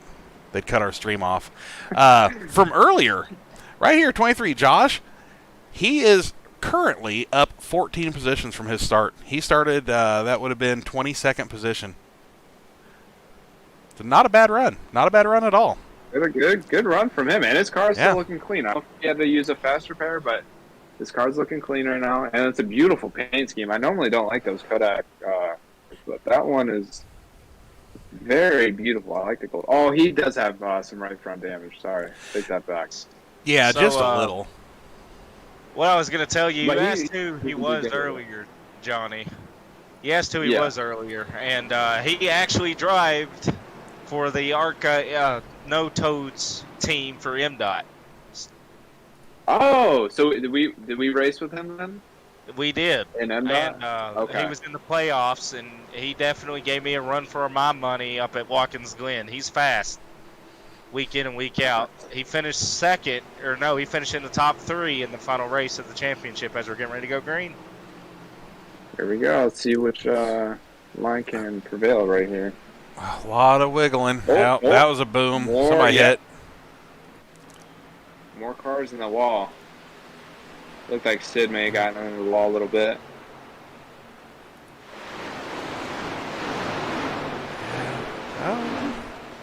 Well, looks kind of no harm, no foul. Everybody is stretched out pretty good from it. Look, looks like James, Dustin Barton, Wayne, and let's see off the top of my head now. We've had a couple number changers now. Who was in 6, 7? Emily, kind of lagging back, so the timing and scoring does not help me a whole lot with that. Hamilton just made a move on Sid for 4th. Looks like they're 2 wide right now, still battling for 4th. Oh, Sid gives up the position. It's still crazy to think about. We have 6 laps to go in this one. Yeah, there's a long way to go. Because, I mean, that's more than a green flag run based on Matt, who stayed out for, 48 laps earlier? It's the longest someone that have stayed out. We're definitely going to see maybe 1 to 2 more stops. If they can make it to 20, we're definitely going to see 1 more stop. Yep. Lap 120. Ooh. Yep. They got really tight there. He's dropping back fast. They're Piracini and Benson are 18 laps out from their last stop. And then Jester is also. But then you see there's half of them, they're getting infiltrated from everybody who just stopped on this last caution.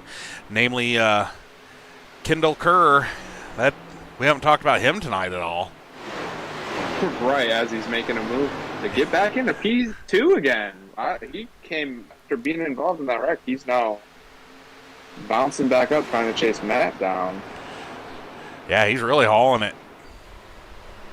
Kendall Kerr trying to take back his throne out front again from Matthew Piracini here. Looks like he's going to maybe high side him. I think the high side on this track is the easier way to pass, in my opinion. The high side, as Kendall easily snags it from Matt right there. But definitely the high side is the way to pass here. Oh, my God, he's gapping him really good, too. Now, I do want to say this. I talked with Kendall a lot after the Kansas race for No Toads, and he loves tracks that he can sit and rip the top lane, and he loves multi-group racing. So Iowa and Kansas are his bread and butter. And if you can make a pass on that top lane, he loves it. He comes from a dirt background, him and Matt both are dirt racers. That's what I was going to say. Kendall's definitely a dirt background. I know when I was running the dirt series last season, he would come out and he would just be so quick. And he told me he ran a lot of dirt, so he does like the ripping the top lane. The battle box here, we've got what position we're in, car, they're the driver name, unless you want to just call the car the same name, what car number they are, the last pit stop lap, and then their gap relative to each other here on the battle. So we've got a 13 lap difference here, anywhere from lap 81 to lap 94. These are the things that really, to me, set apart. There's fast, and then there's consistently fast. We're like this. You got Piracini here, who he ran. He's on lap 81. Kendall, he just stopped. He's a lap 94, which granted he's running a second faster, but Piracini's holding off like 5 guys that just stopped on older tires. That says a lot to me about driver talent level, his ability to save his stuff and still be fast. If you can be fast, you can save your stuff. It's really hard to do both, and this is also something you two are both really good at. We have a real hard time getting ahead of you guys, as evidenced by the fact that you guys are our most recent couple of champions. My best advice I can give for saving tires is try and keep your wheel as straight as you can in the corner. I know that doesn't make sense because you have to turn in the corner, but you want to kind of turn it with your throttle and your brake rather than, if need be, if you need to brake, than your steering wheel. That's the best way to save tires, in my opinion. I know a couple of guys have contacted me trying to figure out what's the best way to save tires. And turning your steering ratio up as far as you can and be comfortable is one of the other better ways, or part of the better ways to save tires. So I'll definitely chime in and say that's the same thing. Once you learn how to save your tires is when you drive more with your pedals than your steering wheel, as Johnny said. That brake bias, learning it down, you can use your brake more to set up that nose to get into the corner and then just ease that wheel to match it, and boom, you're saving tires that way. And then it all depends on how well you get back onto the throttle. One things that you see more is when you start driving it this way, you're going to burn your right rear up more compared to your right front. So the car is going to get a little looser when you do it that way, but I'd rather have a little looser car than a car that plows tight and you have to worry about everything as the run goes on. But if you do a little bit of braking and worry more about driving with your throttle control going into it to save the tires, braking on every entry, even if you don't have to brake at certain tracks, braking just a little bit saves a little bit of the tires. Add on a 14-1, a 16-1 steering ratio, and you're going to be out saving tires more than majority of the field out there. And going back, absolutely, definitely. Go ahead, Cooper. Oh, I was just going to say we can open up no-toed racing pedals with this comment, but that goes into the super cheap wheel and pedals that you just have a spring and you're just kind of trying to guess where that brake pedal is versus having a pedal that even like the G29 that just has that rubber block that's giving you some sort of a reference point that you can repeatedly start to learn that with muscle memory. That kind of stuff obviously helps you get in to drive like that where you're using the brake and throttle to drive more, right? Well, I'm still running the G25, so the Logitech G25. It's pretty old now. Or actually, I think it's the 27. I'm sorry, Logitech G27. I've never had a problem with it, but I've never had like those higher end pressure for feeling pedals. So I don't know what Skylar's running. So maybe we can give a little extra word on that. So I am running the Logitech G920 wheel and pedals. So it's basically it's the PlayStation equivalent, but made for Xbox. So whatever, I think it's the 27 or the 29, one of the two. It's the same thing, just made for the Xbox version. So I'm running those. I don't have any high-end pedals or anything. The only things that are really high-end, quote-unquote, that I own, that I run with is a butt kicker, which I never usually use anymore, and the VR headset. So, now, do you guys have the brake pedal that has? I've got the. Mine might be the 29 or the 920. Mine's not the brand new one, but I've got the one before that, and it's some sort of little cone-shaped piece of rubber in the brake. So my brake actually kind of has some resistance. Do you guys not have that? I have that in mine, so I feel that a little bit of a resistance, and it makes it a little harder for road course racing, I think, in my opinion. Okay. I have my pedals sitting right in front of me right here, and I'm pressing on them. My brake pedal is harder to push on than my gas, but it doesn't have like a gradual, like decompressing, like harder you push down, the harder it presses against you feel. If you've ever been in like a real like race car where it kind of feels like it gradually gets more pressurized as you push down on it, or a kart. That's what I have it related to because I have some karting experience. But I think it does good. I think Logitech G25 and up, you should be able to handle yourself pretty well. Yep. I had a very entry level that was a different brand. I'm not going to throw them under the bus on a broadcast, but I switched over to this Logitech because I was having some pedal issues. And between that and then realizing, hey, I think I can do this differently because I can actually get a vague idea of what I was doing, and then started seeking out help. I know I've picked both of you guys, asked a couple questions here and there, and it had kind of got on with Rafter on a couple things, and got to riding along inside people's cars, and that to me really honestly seemed to help a lot. And then you guys say, as you're entering, you want to be on the brakes a little bit. That was something I could never do with the really cheap pedals, and so I actually am, to a point, I feel that actually having a little better equipment, not top-notch thousands and thousands of dollars worth of stuff, but decent Right. mid-grade stuff, I think it actually helps. Wait, what are you? So, what did you say you're running right now? I've got what I think is maybe what Skylar's is. I've got I can't remember So what it's the number is. Logitech. Yeah, it's a Logitech now. But I think Logitech anything is a great entry point. And it not only an entry point, it can take you further in. I've done this now for 6 years, and I still have the same pedal and wheel set that I got when I first started this. So I think Logitech is pretty high quality, good reliable brand to sim race on. Yeah. Mine's the G29. So yeah, you got the wheel on yours, right, Skylar? Mm-hmm. Yep. Yeah, So, mine's the G920, so it's the complete opposite of yours. So the 29 is the same thing as the 920. It's just the 920 is made for Xbox, while yours is made for PlayStation. Yep. Okay. So Real quick, guys, we got a battle for third place. We got the 002 Oliver trying to make a move on McCuskey, who is, despite getting loose a lot that last run, has P3 right now. Yeah, iRacing had picked up on that and then decided once they got side by side to jump cameras. That helps.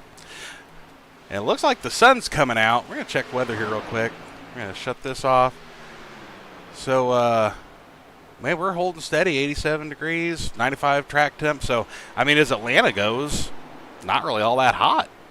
That is now cooling down. Yeah. Yeah, McCuskey was sideways again. Maybe he thinks he's on dirt. It looks a lot like the cars at Eldora. He does. Kendall Kerr is out front. Maybe we are on dirt. We're seeing the wrong thing. But he has checked out. He is now quite a bit in front of Matt, who's sitting in P2. Now, we'll say this. Kendall Kerr I think he has a Logitech wheel, but he has Thrustmaster pedals. So he can sit and race the high line better than any of us because his pedals are just perfect.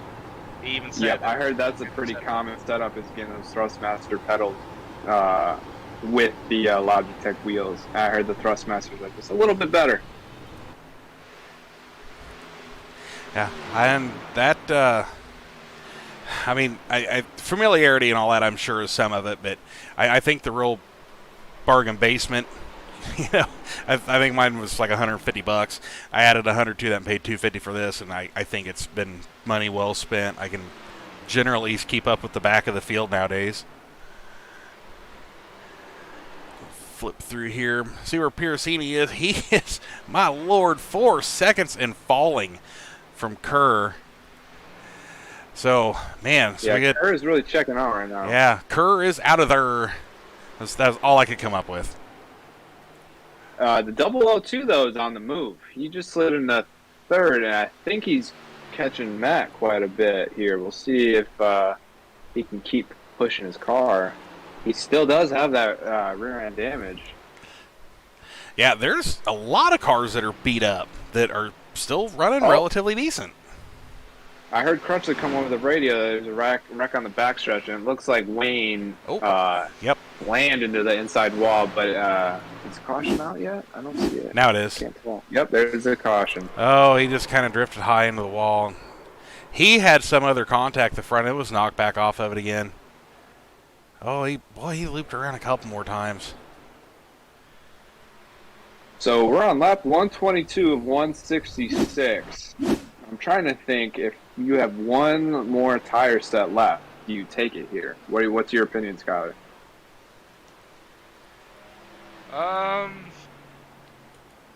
Because I don't know how we still don't know how many these guys have.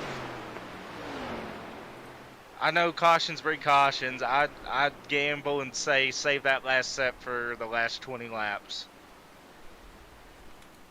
Yeah, So I I'd think stay that would out. probably be Definitely smart. take the fuel. They're gonna come need fuel, in, I think, get no matter fuel. what. But save the tires, depending on if you just have one set left, you're going to have to save it because I know another caution's going to come out. It's just one of the little trends with no toads is most of the time we got good green flag runs, and then at the end the cautions hit, and then the cautions precautions after that. Everybody's getting racy and antsy. Well, but we're. Well, let's see what Kendall does right here. He looks like he's coming down pit road. Yeah, he's coming in. Dustin Barton staying And out. most of them are coming in.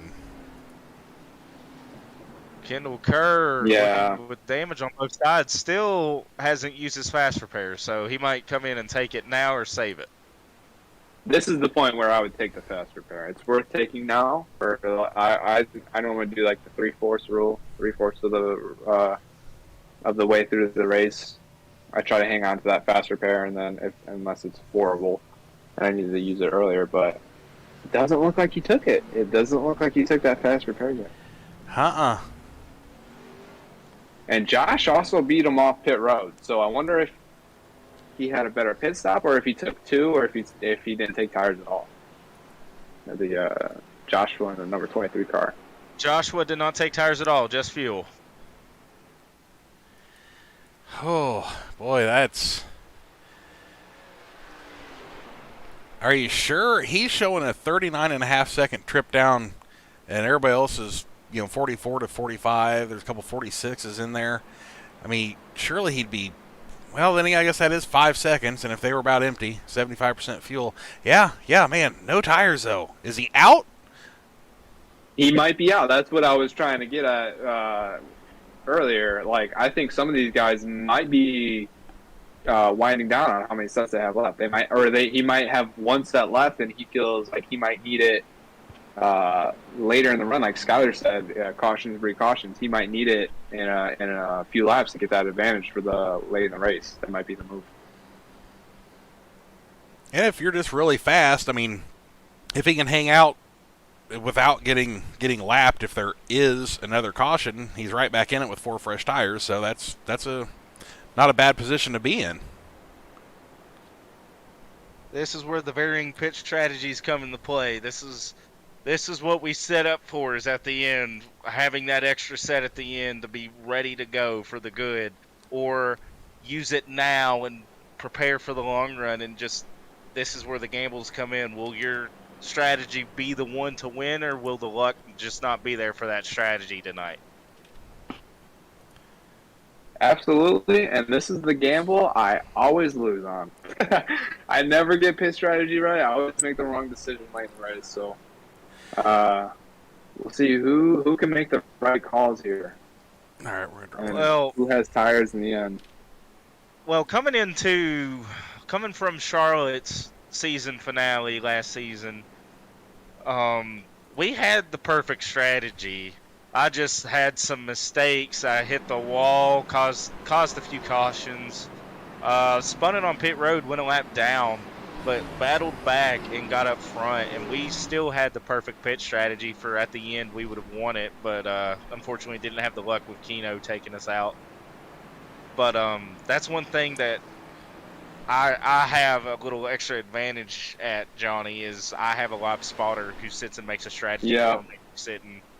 We sit and do it. I mainly focus more on my racing while he's running what I'm telling him to do. If I want tires or fuel, tear off, and he's telling me additional information that you usually don't get. So one thing I learned from him. Yeah, that's something I need to look into, is getting somebody to do that for me, because like you said, I'm doing both. And one thing that definitely helps out too is, I learned from how he's setting up his pit strategies and fuel runs. So I try to adjust that whenever he's not there. I try to think, okay, how am I going to space out my tires for a certain time? Here's what's going to happen if a caution comes out here. I think of that while I drive, and then of course you always got to change it on the fly, because you might have the perfect strategy, but anything can happen and can ruin it. Green flag's back out here again as Kendall Kerr gets a good restart against Joshua Grosso. That 0-2 with an amazing Looks like start. he checked up, though. Yeah, that was weird. weird. I think he checked up maybe he was afraid to get a black flag for passing him, or maybe he felt his tires on cold tires getting a little loose. But he's going to get the run here and pass him on the outside. 3 wide down the backstretch. Are we going to make that work going into 2? Or 3? Wherever we're at. Agostini's going to pass him for P2.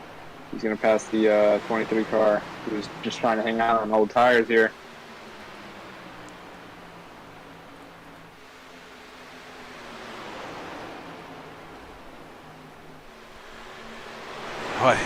Just as they have been. And you see everybody lap 123. So, I mean, everybody has come down and at the very least filled them up.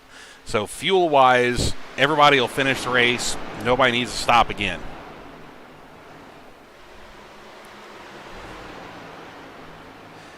Yeah, we're seeing the 23 now drop like a rock.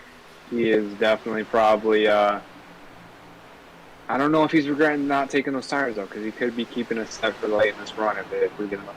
But he's not falling back to 7th position from being in 1st.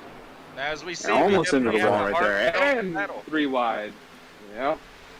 32 of Marty Rogers taking it 3 wide up the middle right there. Naj on the inside. That was very clean. In the previous turn of 1 and 2, Matthew Pericini was trying to take it for the lead against Kendall Kerr. He held him off on the top lane. Then in 3 and 4, Kendall got the runoff. Kendall still holding on to the lead. So these two now, Matthew and Kendall, they're on even tire sets now, right? We haven't seen that in a while from these two. I feel like one of them has had the advantage. Right. Yeah, everybody, provided they took what they had, everybody would be equal. Oh, McCuskey and Sid coming in here. Oh no. Oh man, McCuskey and Sid just about. Man, that was close. Hamilton's making a move for the lead. Hamilton's taking first from Kendall.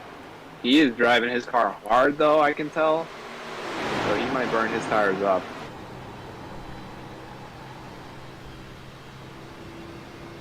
Right on here with Kerr. The one thing that I did say and would happen at 002 of Oliver is once again back in the top 3, looking at his sights at Kendall Kerr and soonly short after Ileana Hamilton. Yep, here he is making a move on Kendall, 2 wide, dropping into the inside.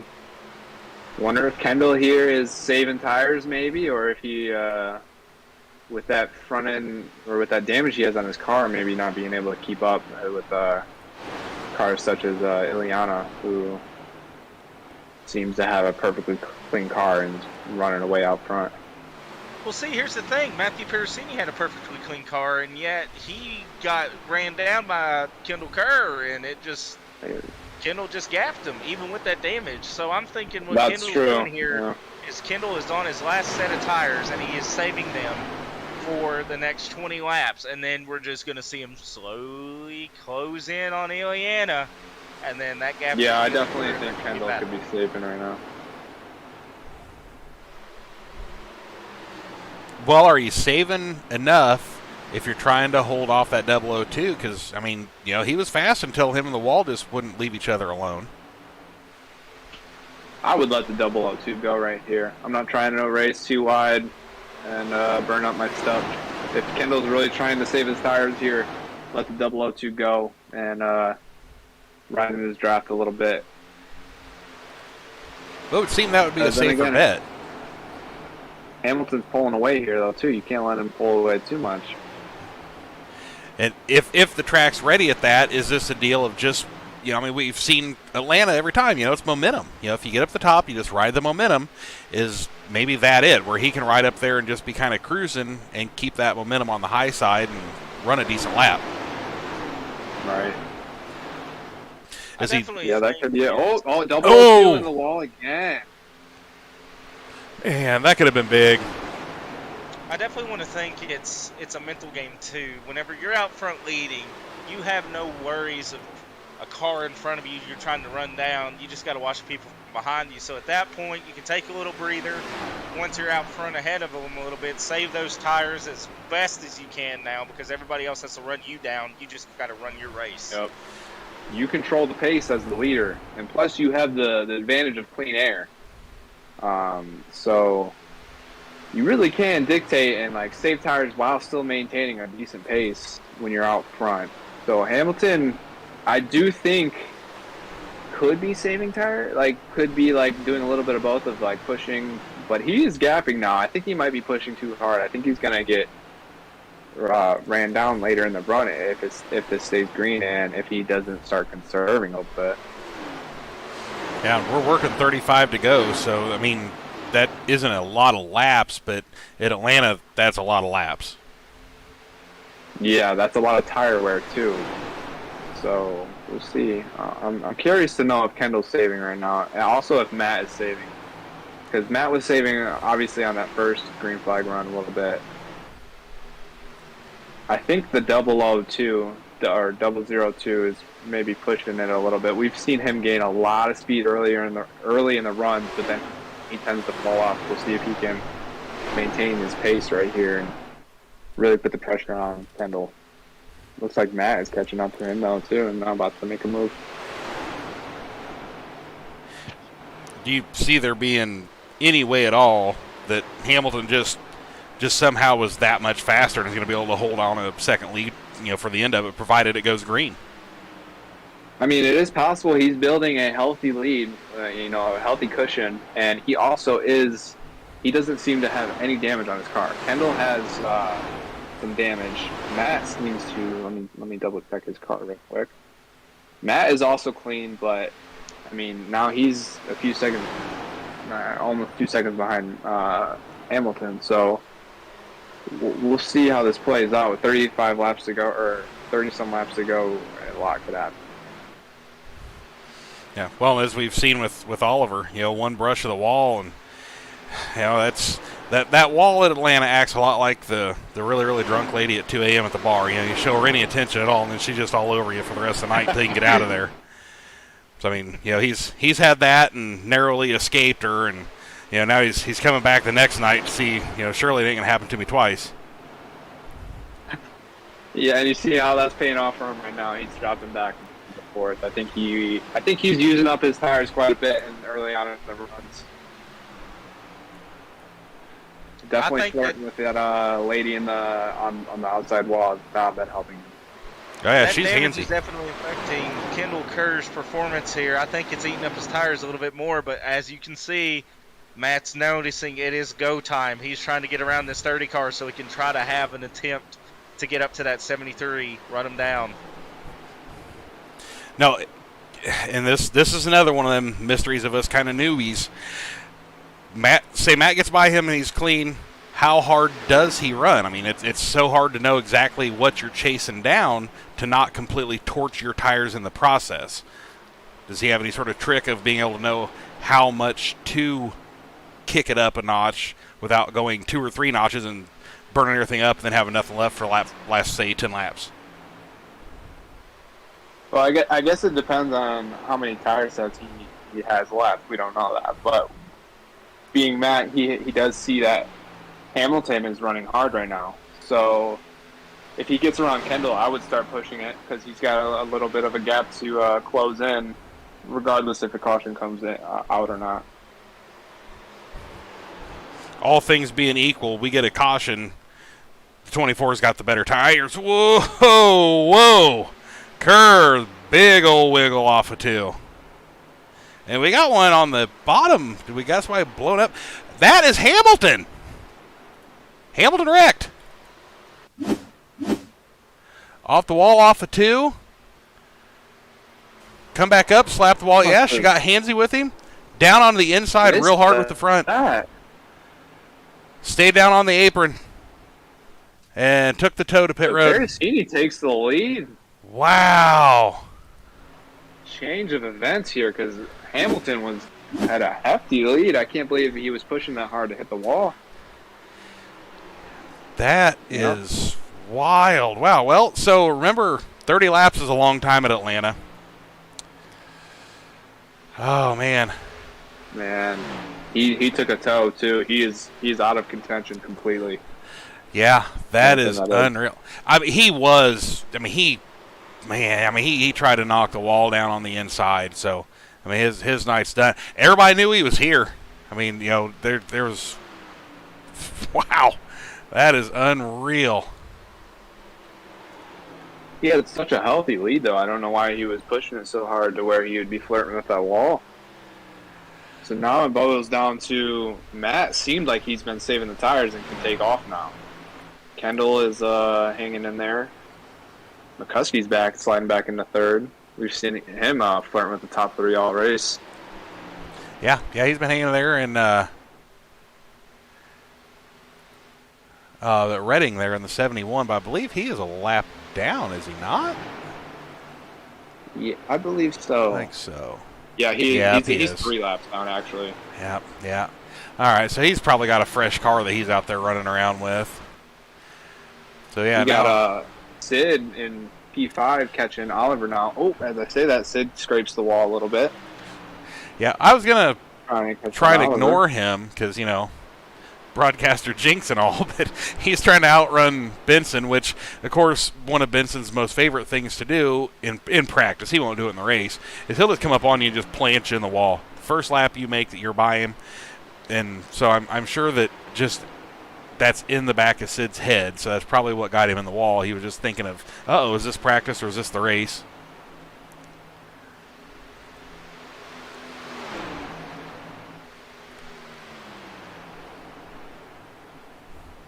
That's really weird. He's got a Ruby Tuesday paint scheme on a car that runs on Sundays.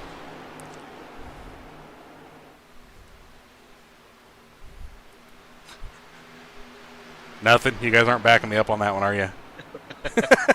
I at least laughed. That was a good one, man. But I haven't seen her. They took all the Ruby Tuesdays out of my town a few years ago. That used to be like one of my favorite restaurants. They took them all out. Yeah, I think that'd be a better scheme for his COT car myself. Maybe they don't have a PBR Or scheme the legends that we run on Tuesday, right? Yeah.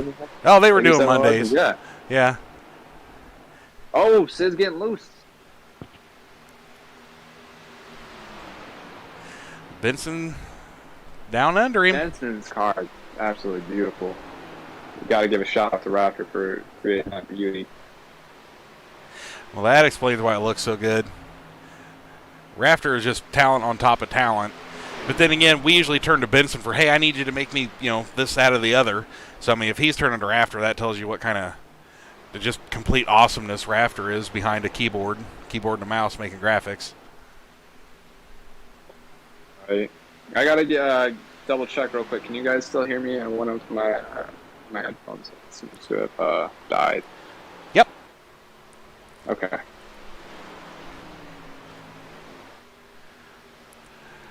We are getting rolling down here. Under 30 to go, No Toad Racing League, the Biggest Loser 250.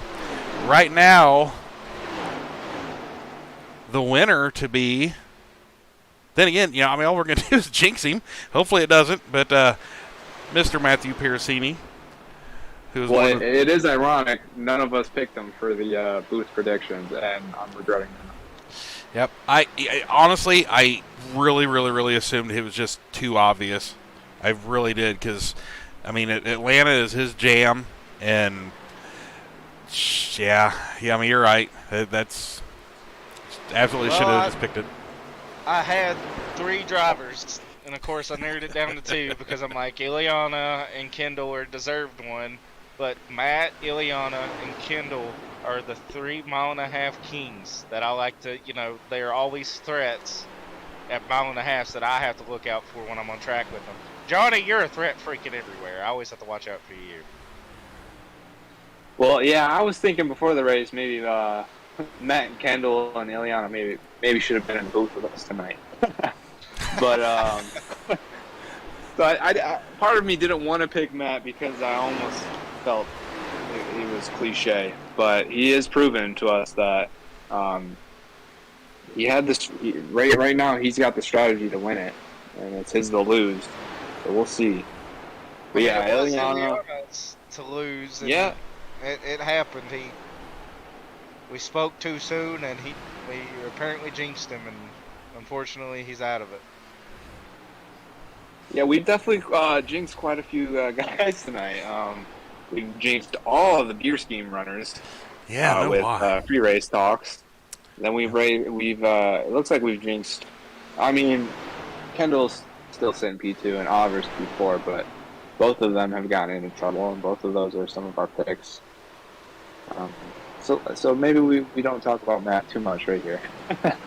Yep, we'll keep the camera off of him just in case. I mean, he's got a 2.5 second lead, so we'll just kind of scroll through and see who's got going on back here through the field. Oh, here comes Benson making a real good charge for fourth. He's making a case that Ghost beats Soft Drink. Looks like he's setting him up to just pass here on the inside of 3.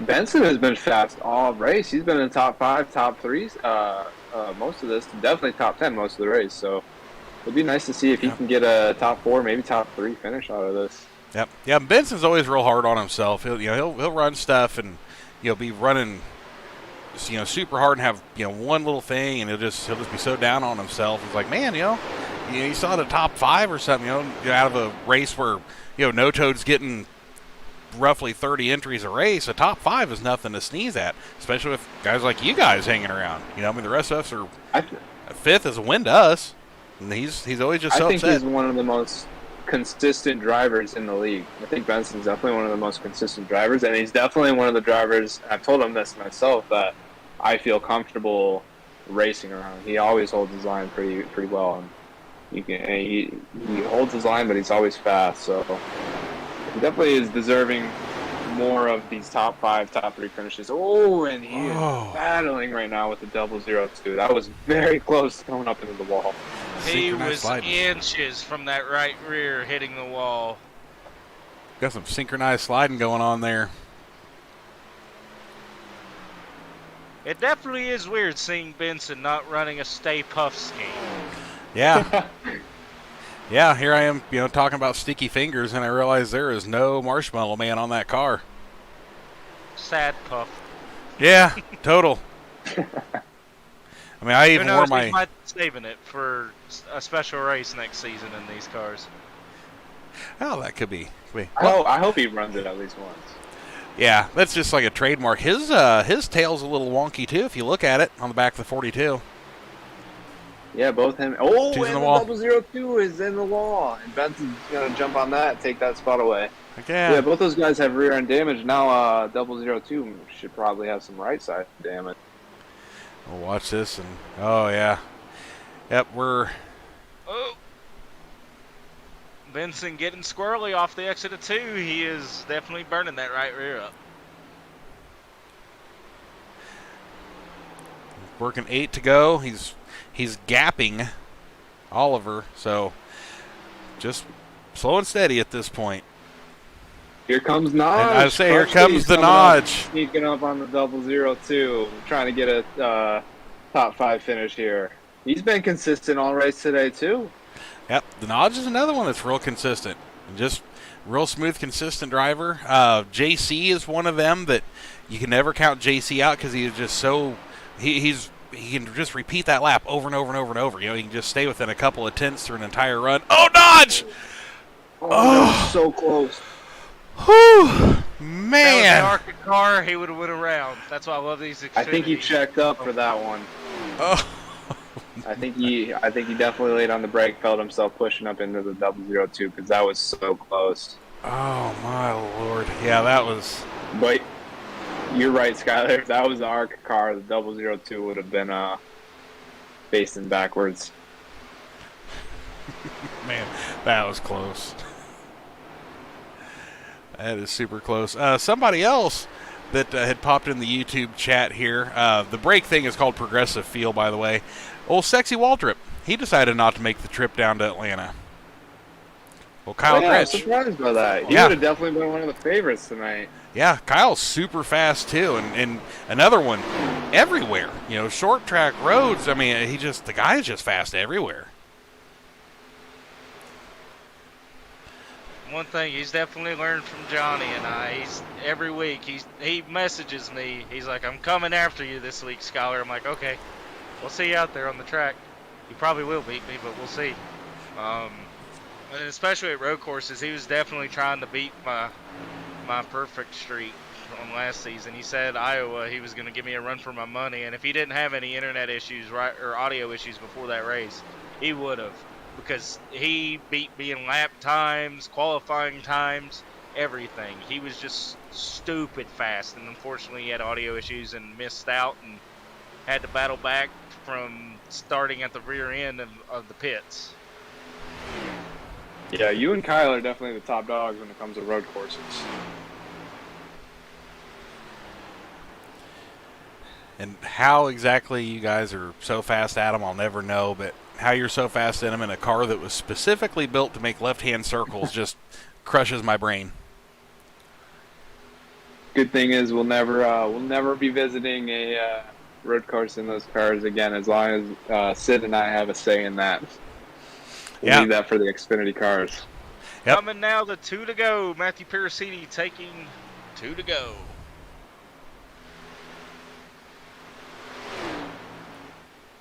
Healthy lead here. I think he has it in his bag, unless he has a bad mistake of running into the wall like Hamilton did earlier. The dreaded caution comes out on the exit of 4. This is where your palms are sweating so hard right here. It's always the most dreaded feeling, because every time I'm in the lead like this, I always say, here comes the caution right now. Bam, and then it always happens to me. It always happens to me. Oh, and as I say that, McCuskey's into the wall, but he gathers it up. McCuskey is trying to reel Kendall in for that P2 position, but he just ran into the wall. I don't think that's going to help him out. But that is helping out Benson, who's catching him now because of that. Can Benson steal the 3rd spot away from Mike McCuskey and get some money? 1 lap to go. McCuskey's going to be real wide this whole way. Coming off of 4 in the quad oval, Matthew Piracini takes it here at the Biggest Loser 250. Kendall for P2, McCuskey hangs on for P3, and Benson comes in for P4. And then rounding that out, the Nodge finishing 5th. Oliver Turan finishing 6th. Sid hits her in 7th. Will Jester's 8th. Sarge rounding out in 9th. And Mr. Josh rounds out a top 10, which all things considered, damage and all that, that's a solid night. That is a solid night. He's the last one to finish on the lead lap. So, and after that, the next car, Michael Redding, who we thought might have been a contender to win this race at one point in the 71 car, he's 3 laps down. Everybody else behind him is 3 laps down or more. But what a race by Piracini. Absolutely. Great run. He definitely is making all the Canadians proud tonight. One of our 4 Canadian boys in the league got the win. They're going to be celebrating with some good old Tim Hortons, some maple syrup, and some beer. And definitely this one's going to be heartfelt, because I know Matt's been trying to win one for his grandpa Norm. Tonight, he definitely got the win for him. All right, I'm going to... we got Piracini that is not showing. I was going to try and get him in and do an interview here. Yeah, I'd like to do some interviews if we can. Let's see if we can get him pulled in. So let's see McCuskey. Let's see if we can find them. Go on here. Try to switch over to the results screen that just disappeared. I'll put in chat what channel do you want me to... Oh, this one should be open.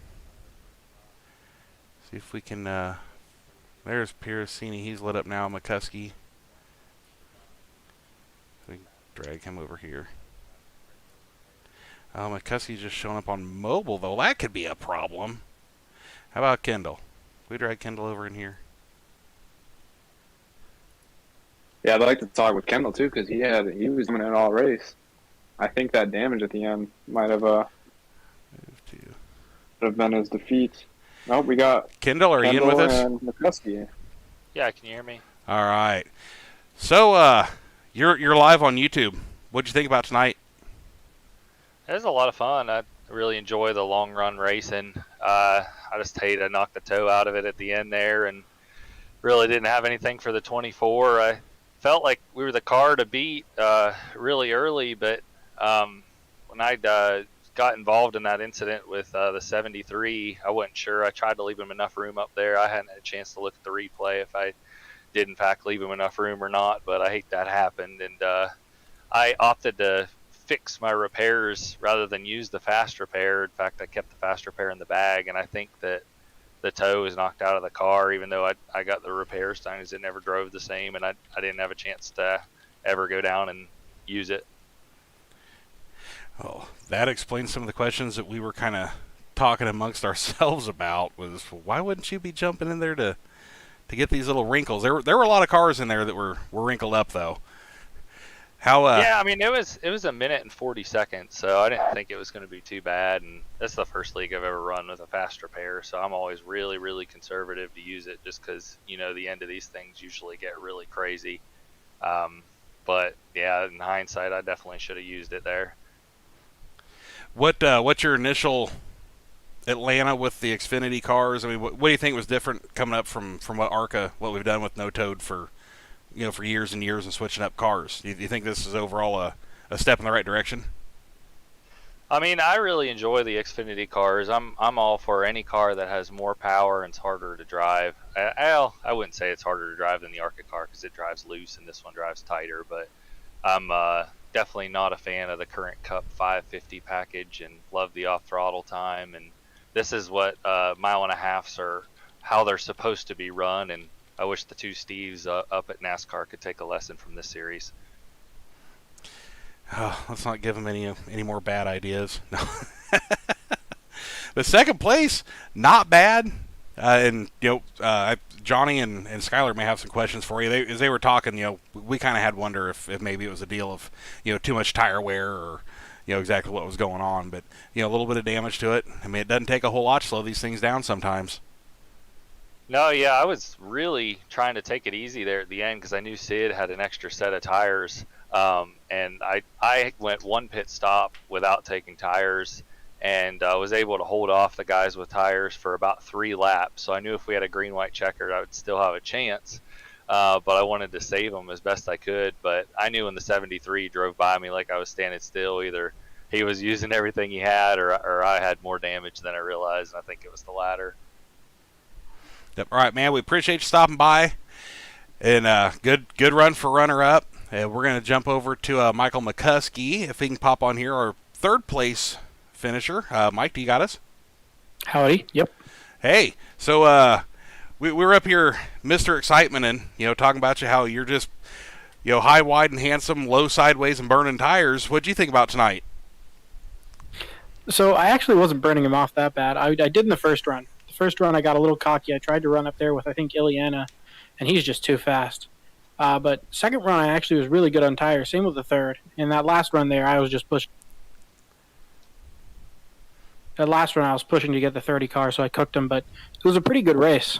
I felt good about my strategy. I think I kind of broke it up a little better than some other people. And I gained a ton of time for that with the first green flag stop. I tell you, it's... and I said this on the broadcast that you are almost to the wild child. Just getting out and you're hard to get around, because you'll make that car wide. You're hard to pass, but you're really fast. But you'll also hang that thing out. And so we were watching you do just that. And I mean, boy, it looked like it was a lot of fun. Did you at least have fun doing it? It was a lot of fun, except for that one where I almost took out the field. But hey, it happens. That's true enough.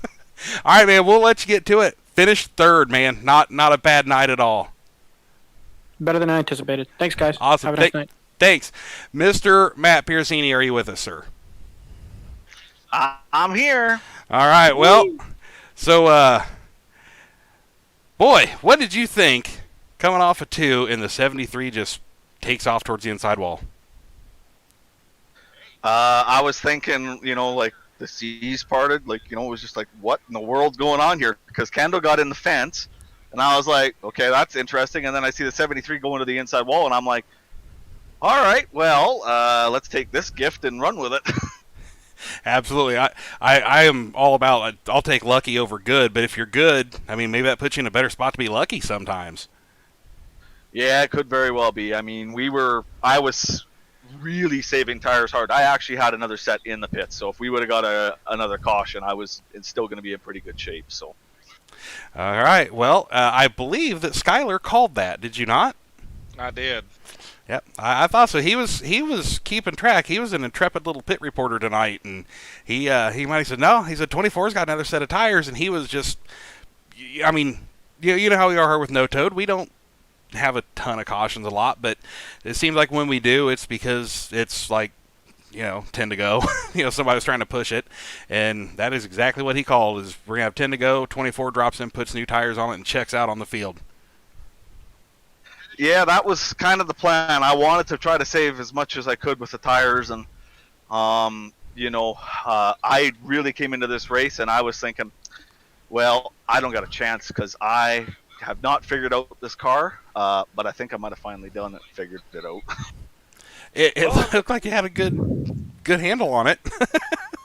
I'll definitely say this, Matt. Even though if you might not have the car down, one thing that's always going to carry over is your tire saving. So you might not be fast at the beginning, but by God, you're going to run everybody down whenever 20, 30 laps happen. And that's exactly what happened, and I called it out tonight. I knew you, Kendall Kerr, and Ileana were going to be the three top dogs out there because every mile and a half, I don't know how the hell you guys do it, but you always do it. You guys are super fast on the long run, super fast on the short runs. It's just, I always have to keep a mental note, like, all right, they're on this set out of this many. They have this many sets left, so are they going to push it this run or are they not? It's like I'm calculating and trying to think of chess moves to try to keep you guys behind me. Yeah, it was interesting. I mean, I definitely was really happy I was able to save that set, and I'm just thrilled because I don't know. I was having some issues with the paint scheme, sort of trading paints, but I finally got it fixed just before the start of the race. But this is my Grandpa Norm tribute car, and I'm real happy I put it in victory lane. I even called that out too when you were doing your burnouts. I said you were definitely happy that you won this for your Grandpa Norm out there. Unfortunately, though, you got the title of biggest loser. Yeah, I guess so, eh? I think you should have maybe been in the booth with us. I was arguing maybe Matt and Ken